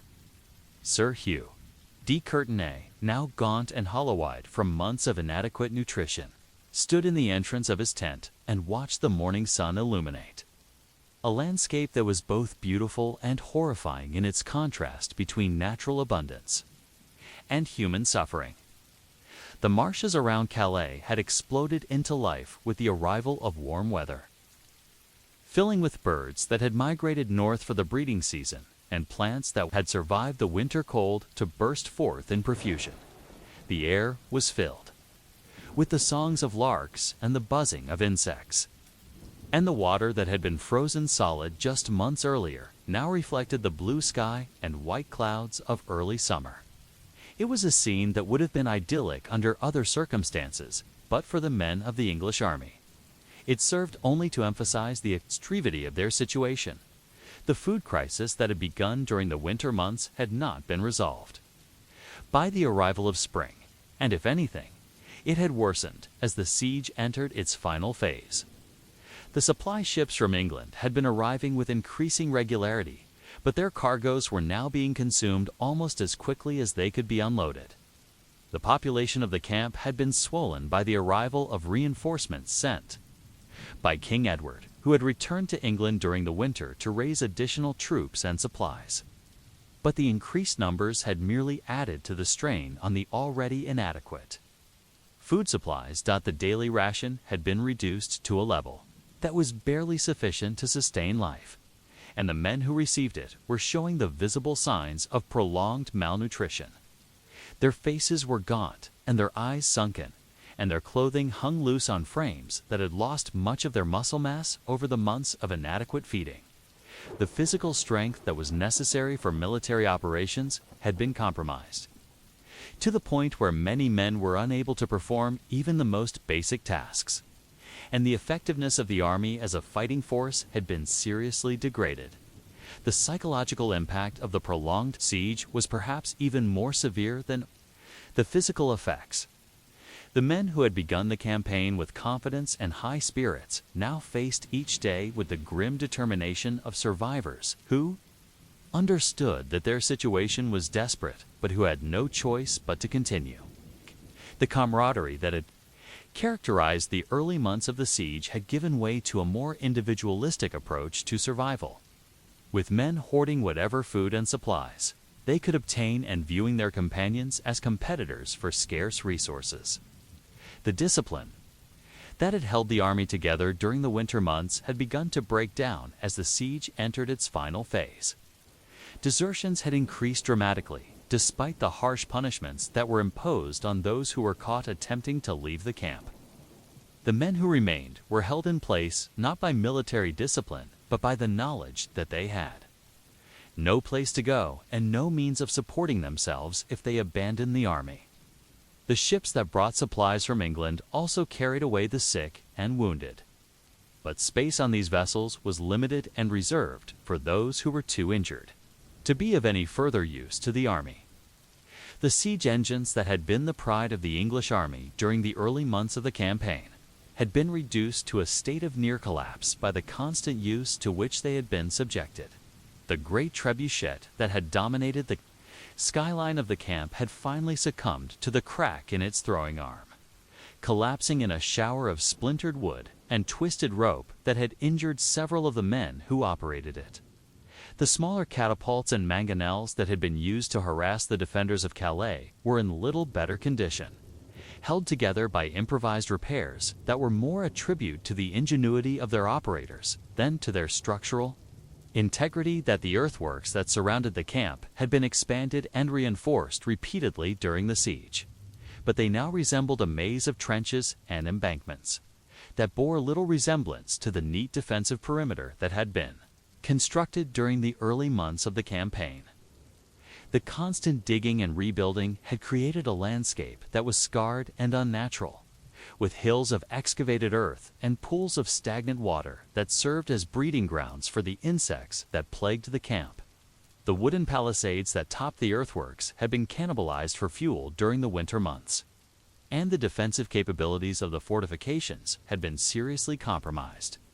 The camp followers who had survived the winter had adapted to the changing conditions with the resilience of people who had learned to make the most of whatever opportunities were available. The women who had provided laundry and other services to the army had expanded their activities to include the preparation of food from whatever edible materials could be found in the surrounding countryside. They had become expert foragers, able to identify and prepare plants and roots that provided some nutritional value, and they traded their knowledge and skills for protection and a share of the army's supplies. The children who had accompanied Their parents to the siege had been particularly affected by the prolonged hardship, and many had not survived the winter months. Those who remained were thin and listless, their growth stunted by malnutrition and their development delayed by the constant stress of living in conditions that were unsuitable for anyone, let alone children. The few who showed any vitality were those who had been able to find niches within the camp's economy, running messages, caring for animals, or performing other tasks that earned them a small share of the available food. The medical situation in the camp had reached a crisis point, with the surgeons and physicians who accompanied the army overwhelmed by the number of men who required treatment. The hospital tents that had been erected to care for the wounded had been expanded repeatedly, but they were still inadequate to handle the growing number of cases of malnutrition, disease, and injuries related to the deteriorating conditions. In the camp, the mortality rate had increased dramatically, and the cemetery that had been established on the hill overlooking the camp had grown to the point where it was visible from every part of the encampment. The defenders of Calais, meanwhile, had been conducting their own desperate struggle for survival within the walls of the city. The English naval blockade had been effective in preventing supplies from reaching the garrison and the civilian population had been reduced to eating anything that could provide nourishment. The reports that filtered out of the city spoke of people consuming leather, rats, and even human flesh in their desperation to survive. The garrison itself had been reduced to a shadow of its former strength, and the defenders who remained on the walls were gaunt and hollow-eyed, though they continued to man their positions with the determination of men who understood that surrender would mean death. The turning point in the siege came not through military action, but through the simple fact that the defenders of Calais had finally exhausted their ability to continue the fight. The city's food supplies had been completely consumed, and the civilian population was dying of starvation at a rate that made continued resistance impossible. The garrison commander, Sir Jean de Vienne, made the decision to seek terms for surrender, not because he lacked the will to continue fighting, but because he understood that further resistance would accomplish nothing except the deaths of the remaining defenders and civilians. The negotiations that followed were conducted with the formal courtesy that characterized medieval warfare, but they took place against a background of desperation that was evident to all participants. The English demands were harsh, reflecting the anger and frustration that had built up over the course of the 11-month siege. King Edward, who had returned to the camp for the final phase of the siege, insisted on unconditional surrender and the right to execute the city's leaders as an example to other towns that might consider resistance to English rule. The final surrender of Calais took place on August 3, 1347. When the gates of the city were opened and the surviving defenders marched out to lay down their arms, the scene was both triumphant and tragic, as the victorious English army took possession of a city that had been reduced to a shell of its former self. The buildings were intact, but the population had been decimated by starvation and disease, and the streets were filled with the bodies of those who had died in the final weeks of the siege. The victory that had been purchased at such a terrible cost would make Calais an English possession for more than 2 centuries. But for the men who had endured the siege, it was a hollow triumph that had cost them more than they had gained. As Sir Hugh de Courtenay walked through the gates of the conquered city, he reflected on the irony of a victory that had been achieved not through military prowess, but through the simple ability to endure suffering longer than the enemy. The siege of Calais had demonstrated the effectiveness of English military organization and the determination of English soldiers, but it had also revealed the terrible cost of medieval warfare when it was prolonged beyond the limits of human endurance. The men who had survived the siege would carry the scars of their experience for the rest of their lives, and the city they had conquered would serve as a reminder of the price that was paid for the ambitions of kings and the glory of military conquest. The cartwheels that carry Master Edmund of Coventry's winter goods toward the Flemish markets cut through the frozen mud of the November road with a sound like breaking pottery. Each revolution sending vibrations through the wooden frame that seem to penetrate to the very bones of the men who must endure this journey. The road itself, if it can be dignified with such a term, is little more than a track that has been worn into the earth by the passage of countless wheels and hooves. Over the decades since trade between England and the Low Countries became profitable enough to justify the risks involved, the surface is a treacherous mixture of frozen mud, stones, the remnants of earlier attempts at improvement, all of it rendered doubly hazardous by the thin layer of ice that is formed during the pre-dawn hours. The wagon that serves as both transport and mobile warehouse for Master Edmund's enterprise is a masterpiece of medieval engineering, constructed from oak timbers that have been seasoned for years, before being shaped and joined by craftsmen who understand that the vehicle must be strong enough to survive months of abuse while still being light enough to be pulled by the 4 oxen that provide its motive power. The sides of the wagon are reinforced with iron bands that have been forged specifically for this purpose, and the floor is constructed from planks that have been cut from the heartwood of ancient trees, providing a surface that is both strong and resistant to the moisture that will inevitably penetrate the canvas covering. The goods that fill the wagon represent Master Edmund's entire working capital, the accumulation of a year's worth of careful buying and selling that has been invested in the woolen cloth that forms the backbone of England's export trade. The bolts of fabric are wrapped in oiled leather to protect them from moisture, and each bundle is secured with ropes that have been treated with tar to prevent them from rotting during the long journey. The cloth itself is of the finest quality, woven from the wool of sheep that graze the Cotswold Hills, and it represents the product of hundreds of hours of skilled labor by weavers, dyers, and fullers who have perfected their craft over generations. The oxen that pull the wagon are massive beasts, each weighing more than a ton and capable of pulling loads that would challenge a modern truck. They have been specially selected for their strength and endurance, and they have been trained to work as a team, responding to the subtle signals of their driver and adjusting their pace to match the conditions of the road. The animals are equipped with iron shoes that have been forged to grip the frozen ground, and they wear leather harnesses that have been reinforced with metal studs to prevent them from breaking under the strain of pulling the heavy load. The team of men who accompany Master Edmund on this journey have been chosen for their skills and their loyalty. For the road to Flanders is fraught with dangers that range from simple mechanical failure to armed robbery. His chief assistant, William of Ashby, is a man of middle years who has made the journey to the Low Countries more than a dozen times and whose knowledge of the roads, the customs, and the markets is essential to the success of the enterprise. The other members of the party include 2 skilled craftsmen who can repair the wagon and tend to the oxen, a cook who will prepare the meals that sustain the group during the journey, and 4 armed men who provide security against the bandits and brigands who prey on merchant caravans.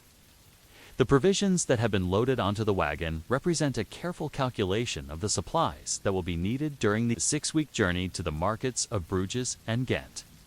The food consists primarily of hard bread, salted meat, and dried peas, supplemented by a barrel of ale and a small quantity of cheese that will provide some variety to the monotonous diet. The cooking equipment includes iron pots, wooden bowls, and the implements necessary for preparing meals over an open fire. The sleeping arrangements consist of woolen blankets and leather ground, sheets that will provide some protection against the cold and dampness that are inevitable during a winter journey. The weather on the morning of departure is typical of November in the English Midlands, with a gray sky that threatens rain or snow and a wind that cuts through even the heaviest woolen clothing. The temperature hovers just above freezing, creating conditions that are neither pleasant nor particularly dangerous, but that promise to become more challenging as the journey progresses and the season advances. The men who accompany the wagon are dressed in layers of wool and leather, with hooded cloaks that provide some protection against the wind, and sturdy boots that have been waterproofed with grease and tar. The road that leads from Coventry toward the coast passes through a landscape that is both familiar and alien to the men who travel it. The fields that spread out on either side of the track are brown and barren, their crops long since harvested and their soil frozen hard, enough to support the weight of the wagon without creating the deep ruts that would make travel impossible. The villages that dot the countryside are small and poor, their inhabitants living in houses that are little more than one-room huts, built from local materials and designed to provide shelter rather than comfort. The smoke that rises from their chimneys is a welcome sight, for it indicates the presence of human habitation and the possibility of assistance if the wagon breaks down or the weather becomes too severe to continue. The first day of the journey is marked by a series of minor disasters that test the patience and ingenuity of the men who must deal with them. The wagon loses a wheel pin just after midday, requiring a halt of nearly 2 hours while the craftsmen repair the damage and strengthen the assembly to prevent a recurrence. One of the oxen develops a slight lameness that forces the team to reduce its pace, and the canvas covering that protects the goods from the weather tears in 2 places, allowing moisture to penetrate to the cargo beneath. Each problem is solved through the application of skill and experience, but the cumulative effect is to remind everyone involved that the journey ahead will be a constant struggle against the forces of entropy and decay. The villages through which the caravan passes are uniformly poor and uninviting, their inhabitants viewing the merchant train with a mixture of curiosity and suspicion. The presence of armed men among the party is necessary for protection against bandits, but it also creates an atmosphere of tension that makes it difficult to obtain supplies or assistance from the local population. The villagers have learned through bitter experience that the passage of armed groups, regardless of their stated intentions, often results in demands for food and shelter that are difficult to refuse and expensive to satisfy.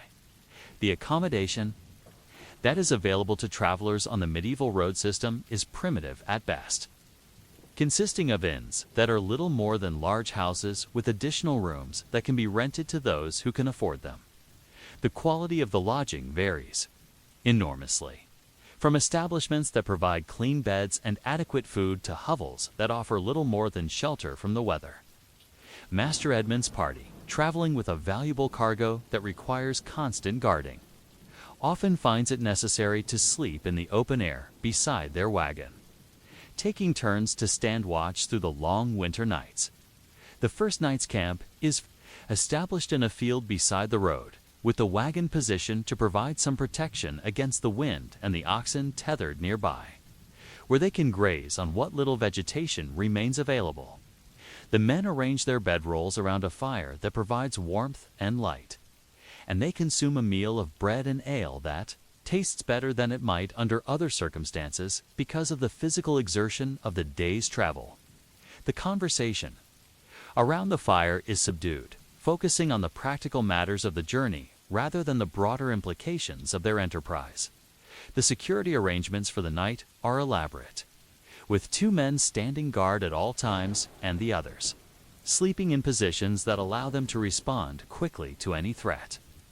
The wagon is positioned so that it can be defended from multiple directions, and the weapons are kept within easy reach of the sleeping men.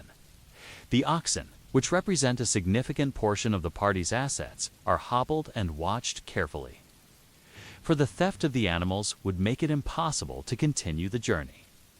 The fire is kept burning throughout the night, both for warmth and as a signal to potential attackers that the camp is alert and prepared to defend itself. The sound of the wind through the bare branches of the trees that border the road creates a constant background noise that makes it difficult to distinguish between natural sounds and those that might indicate the approach of danger. The men who stand guard learn to identify the difference between the rustle of leaves and the whisper of clothing, between the crack of a branch settling in the cold and the snap of a twig under a stealthy foot. It's a strain of constant vigilance.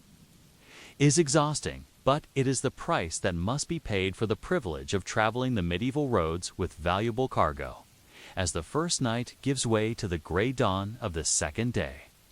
Master Edmund reflects on the magnitude of the enterprise that he has undertaken. The journey to the Flemish markets is a gamble that could result in either substantial profit or total ruin, and the outcome depends on factors that are largely beyond his control. The weather, the condition of the roads, the activities of bandits, and the state of the markets when he arrives are all variables that could determine the success or failure of his venture. The question that haunts him as he prepares for another day of travel is not whether he will reach his destination, but whether he will arrive with his cargo intact and his capital sufficient to take advantage of the opportunities that await him in the commercial centers of the Low Countries. The port of Dover in the winter of 1347 presents a scene of organized chaos that would be familiar to any merchant who has attempted to transport goods across the English Channel during the most dangerous months of the year. Master Edmund of Coventry stands on the quay, watching his carefully packed wagon being transferred piece by piece onto the deck of the merchant vessel that will carry him and his cargo to the markets of Flanders. And he cannot help but wonder if the profits that await him on the other side of the channel will be sufficient to justify the risks that he is about to undertake. The ship itself, a cog of perhaps 80 feet in length, is a sturdy vessel that has been designed specifically for the carrying trade. But even the most experienced sailors speak with respect of the winter storms that can turn the 20-mile crossing into a journey that lasts for days. The process of loading the wagon onto the ship is a delicate operation that requires the coordination of the ship's crew, the dock workers, and Master Edmund's own men. The wagon must be partially disassembled, with the wheels removed and the cargo transferred to the ship's hold in a way that distributes the weight evenly and prevents the goods from shifting during the crossing. The oxen, which have pulled the wagon for nearly 2 weeks across the frozen roads of England, must be loaded into specially constructed stalls that have been built into the ship's hull, a process that requires considerable skill and patience, for the animals are nervous and reluctant to enter the confined space. The ship's captain, a weathered man named Hugh of Sandwich, who has been making the crossing to Flanders for more than 20 years, surveys the sky with the practiced eye of someone who has learned to read the signs of approaching weather. The clouds that gather on the horizon are heavy and dark, and the wind that blows across the harbor carries with it the salt smell of the open sea and the promise of the storm that is building beyond the visible horizon. The captain's decision to sail or to wait for better weather will determine not only the comfort of the passengers, but potentially their survival. For the winter storms of the English Channel are notorious for their ferocity and their ability to overwhelm even the most seaworthy vessels. The other passengers who share the ship with Master Edmund's party are a diverse group of merchants, pilgrims, and adventurers who have their own reasons for risking the winter crossing. Among them is a wool merchant from York who is traveling to Bruges with a cargo of raw fleece, a group of Flemish weavers who are returning home after a season spent learning new techniques in the English cloth towns, and a knight who is traveling to the Low Countries on diplomatic business for the king. Each passenger has paid a substantial sum for the privilege of crossing the channel, and each understands that the voyage ahead will test both their physical endurance and their spiritual fortitude. The ship's crew consists of 12 men who have been selected for their experience and their ability to work together under the most challenging conditions. The master mariner, who serves as the captain's second-gone man, is responsible for the navigation and the handling of the vessel during the crossing. The sailors who make up the rest of the crew are skilled in the operation of the ship's rigging, the management of the cargo, and the countless small tasks that are necessary to keep a medieval vessel functioning during a sea voyage. Their experience is essential, for the crossing to Flanders requires not only seamanship but also an intimate knowledge of the tides, currents, and hazards that characterize the English Channel. The provisions that have been loaded onto the ship for the crossing are minimal, reflecting the fact that the journey is expected to last no more than a day or two under normal conditions. The food consists primarily of hard bread, salted meat, and ale, supplemented by a small quantity of cheese and dried fruit. The cooking facilities are limited to a single firebox that is constructed from iron and lined with sand, and the meals that are prepared during the voyage are simple affairs that require minimal preparation. The sleeping accommodations consist of space in the ship's hold, where passengers can spread their blankets among the cargo and try to rest despite the motion of the vessel and the noise of the wind and waves. The departure from Dover is delayed for several hours while the captain waits for the tide to turn and the wind to shift to a more favorable direction. The ship must navigate through the narrow channel that leads from the harbor to the open sea and the timing of the departure. It's critical to ensure that the vessel can clear the harbor mouth without being driven onto the rocks by the wind and waves. The passengers, already cramped and uncomfortable in the confined space of the ship's hold, must endure the additional discomfort of waiting, while the captain makes his final preparations for the crossing. The moment of departure is marked by the sound of the anchor chain being hauled up and the creak of the ship's rigging as the sail is raised to catch the wind. The vessel begins to move slowly at first, then with increasing speed as it clears the harbor and enters the open waters of the English Channel. The motion of the ship, which had been gentle while it was anchored in the harbor, becomes more pronounced as it encounters the swells that roll across the channel, and the passengers who have never traveled by sea before begin to experience the nausea and disorientation that are the inevitable companions of sea travel. The crossing begins smoothly enough, with the ship making good progress toward the Flemish coast under a sky that, while overcast, does not immediately threaten severe weather. The wind is steady and from a favorable direction, and the captain expresses cautious optimism about the prospects for a quick and uneventful passage. The passengers, despite the discomfort of the cramped quarters and the unfamiliar motion of the ship, begin to relax and to anticipate their arrival at the port of Calais, where they will begin the final stage of their journey to the markets of Flanders. The first sign of trouble comes in the form of a change in the wind direction that forces the ship to alter course and reduces its speed significantly. The captain, who has been monitoring the weather conditions carefully, orders the crew to prepare for rough weather, and the passengers are advised to secure their belongings and to prepare for a longer and more difficult crossing than had been anticipated. The oxen, which have been restless since the ship left harbor, become increasingly agitated as the motion of the vessel becomes more violent. And Master Edmund's men must work constantly to keep the animals calm and to prevent them from injuring themselves in their stalls. The storm, when it arrives, does so with the sudden violence that characterizes winter weather in the English Channel. The wind increases from a steady breeze to a howling gale in a matter of minutes, and the waves that had been manageable swells become towering walls of water that threaten to overwhelm the ship. The captain orders the sail to be reduced to prevent the vessel from being driven too hard, and the crew works frantically to secure the rigging and to prevent the cargo from shifting as the ship is tossed about by the increasingly violent seas. The passengers, crowded into the ship's hold among the cargo, experience the full fury of the storm as the vessel is lifted and dropped by the waves with a violence that defies description. The motion is so extreme that it is impossible to stand or even to sit without being thrown about, and the sound of the wind and waves is so loud that conversation becomes impossible.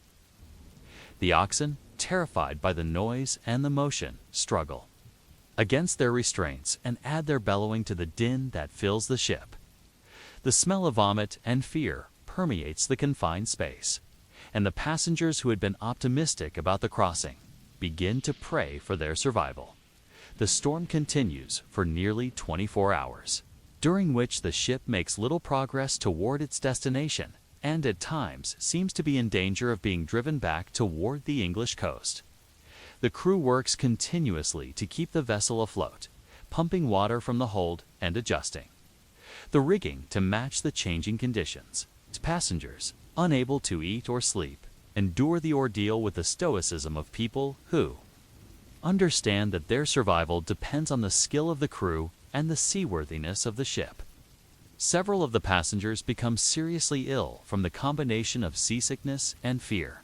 And Master Edmund begins to wonder if he will reach Flanders alive, let alone with his cargo intact. The end of the storm comes as suddenly as its beginning.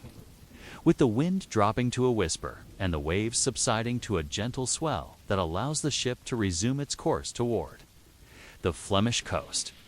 The passengers, exhausted and shaken by their ordeal, emerge from the hold to find that they are within sight of land. Though the exact location is unclear due to the overcast sky and the lack of familiar landmarks. The captain, using his knowledge of the coast and the available navigation aids, determines that they are approaching the port of Calais, and he orders the crew to prepare for landing. The sight of the Flemish coast, with its low-lying fields and distinctive windmills, is a welcome relief to the passengers who have endured the crossing, but it also marks the beginning of a new set of challenges. The port of Calais, recently captured by the English after a siege that lasted 11 months, is still in the process of being rebuilt and reorganized, and the facilities for unloading cargo and accommodating passengers are rudimentary at best. The process of transferring the wagon and its contents from the ship to the dock is complicated by the damage that has been caused by the storm, and several of the cargo containers have been damaged by the violent motion of the vessel. The question that faces Master Edmund as he surveys the scene on the dock at Calais is whether his enterprise will prove profitable enough to justify the risks and hardships that he has already endured. The cargo that represents his entire working capital has survived the crossing, but the condition of the goods will not be known until they can be unpacked and examined. The road that leads from Calais to the markets of Bruges and Ghent is still ahead, with its own challenges and dangers. And the success of the entire venture depends on factors that are largely beyond his control.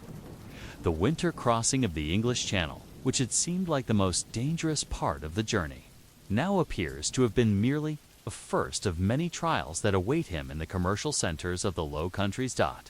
The city of Bruges, in the winter of 1347, presents a spectacle that would be overwhelming to any merchant who has spent the previous weeks traveling the frozen roads of England and enduring the perils of a winter crossing of the English Channel.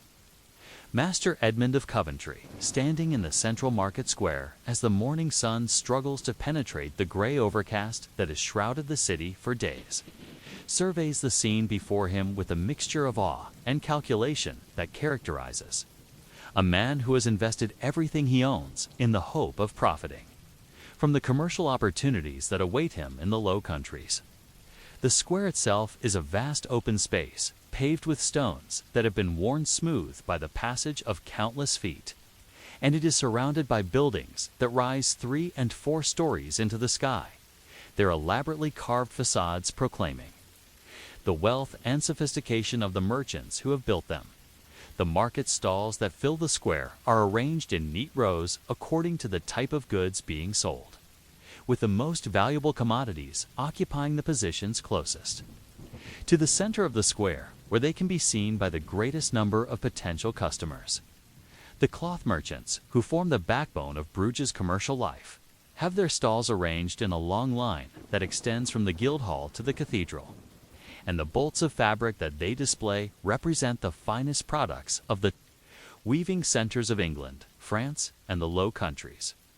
The colors are brilliant even in the gray light of the winter morning, with scarlets and blues that seem to glow with an inner fire, and fabrics so fine that they feel like silk to the touch.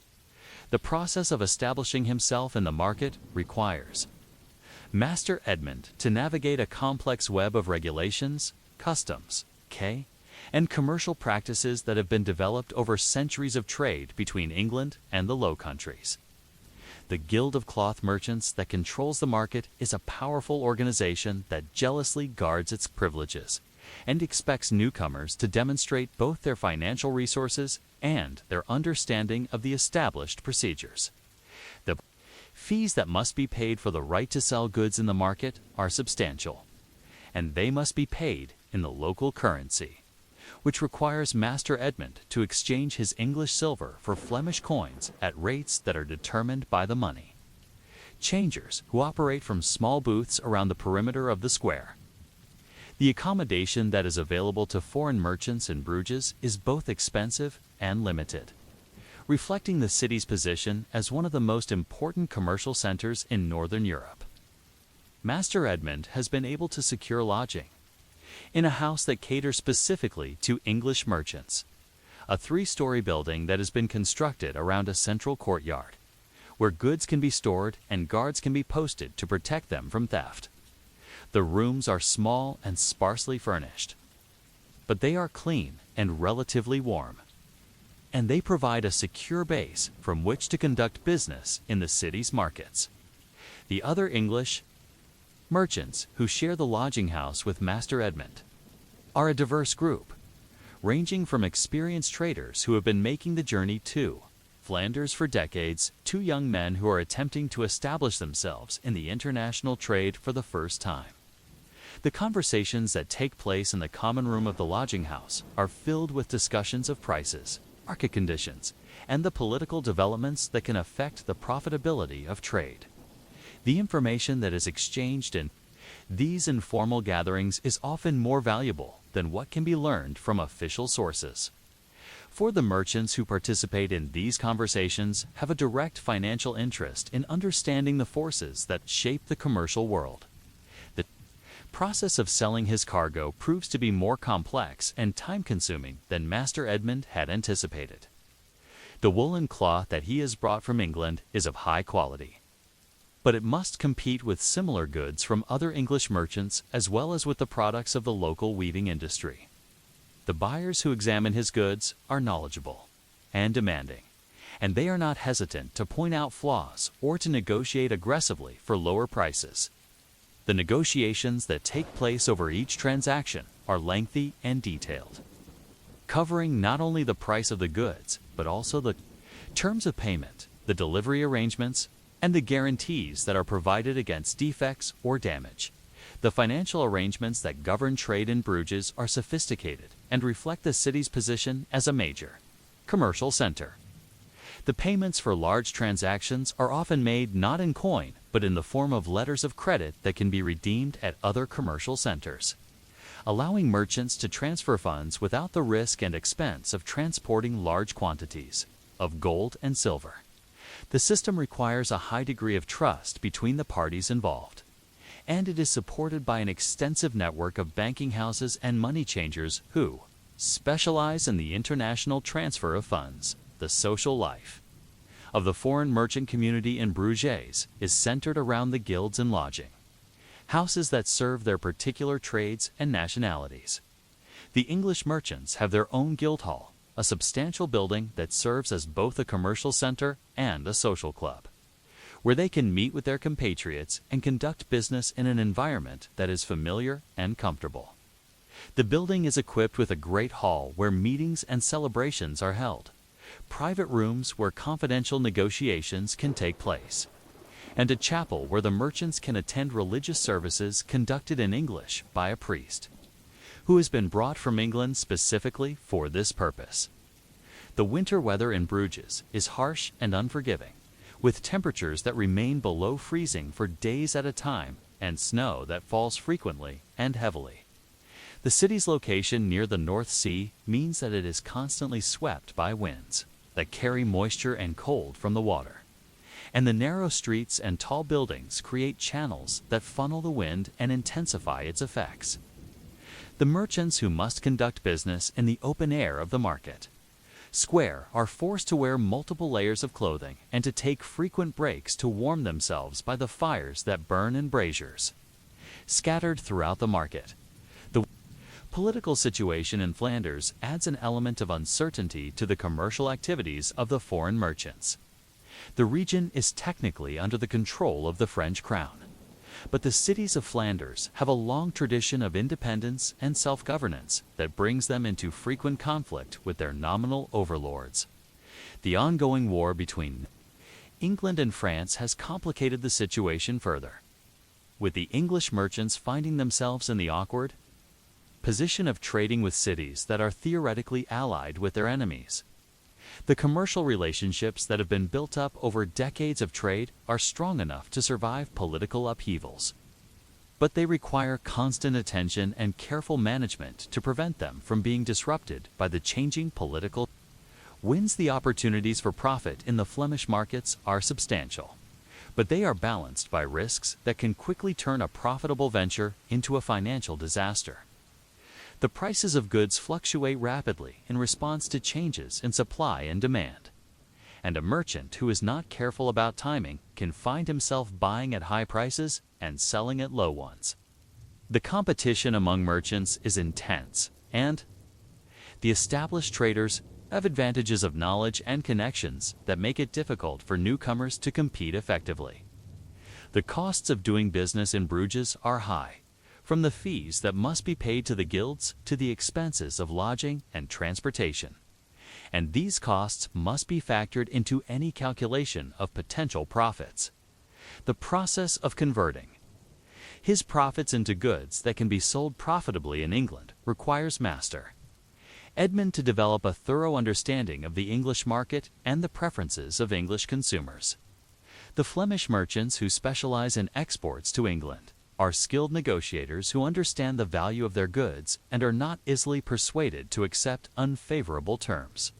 The selection of goods for the return journey must be made carefully, taking into account not only the potential profits, but also the practicalities of transportation and storage during the long journey home. The luxury goods that are available in the Flemish markets represent temptations that must be weighed against the practical considerations of profit and loss. The fine tapestries that are produced in the workshops of Bruges and Ghent are works of art that would be prized by the wealthy nobility of England. But they are also bulky and expensive to transport, and the market for such goods is limited to a small number of very wealthy customers. The spices and exotic foods that are imported from the Mediterranean and the East are lighter and more valuable, but they require careful storage to prevent spoilage, and they must compete with similar goods that are imported directly to England through other routes. The weapons and armor that are produced by the skilled craftsmen of Flanders are of exceptional quality and are much sought after by the English military. But they are also subject to export restrictions that are imposed by the local authorities, who are concerned about providing weapons to potential enemies. The books and manuscripts that are produced in the scriptoriums of the Flemish monasteries are prized by scholars and collectors, but they are fragile and require special care during transportation, and the market for such goods is limited to a small number of educated customers as Master Edmund prepares for the return journey to England. He reflects on the lessons that he has learned during his time in the Flemish markets. The opportunities for profit are real and substantial, but they require careful planning, considerable capital, and a willingness to accept risks that can result in total loss. The competition among merchants is intense, and success depends not only on the quality of the goods being sold, but also on the skill of the merchant in understanding the market and negotiating favorable terms. The question that faces him as he loads his wagon with goods for the return journey is whether he has learned enough from this experience to make the next journey more profitable and less risky than the one that is now drawing to a close. The return journey to England, with its own challenges and dangers, lies ahead, and the profits that he has earned in Bruges will mean nothing if he cannot transport his goods safely back to the English markets, where they can be sold. The winter roads of Flanders and northern France are no less treacherous than those of England, and the crossing of the English Channel in the depths of winter remains a hazardous enterprise that tests the courage and endurance of even the most experienced travelers. The success of his venture will ultimately be measured not by the profits that he has earned in Bruges, but by the goods that he can deliver safely to his customers in England, and the journey that lies ahead will be the final test of his skill as a merchant and his ability to survive the perils of medieval trade.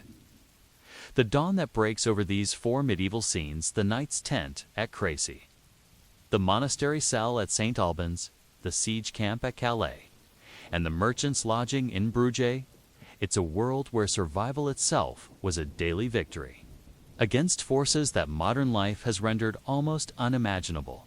These were not the romanticized adventures of popular imagination, but the grinding realities of men who faced each morning with the knowledge that comfort was a luxury they could not afford, and that warmth was a prize that must be won anew each day. The cold that touched each of these lives was not merely a physical discomfort, but a constant companion that shaped every decision, every movement, every moment of rest.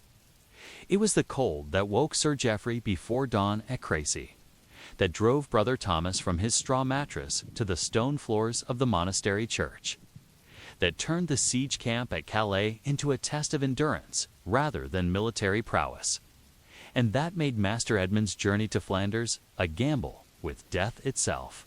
This was the cold that killed quietly and without drama, claiming lives through the accumulated exhaustion of men who could never quite get warm enough, never quite rest enough, never quite eat enough to restore what the winter stole from them.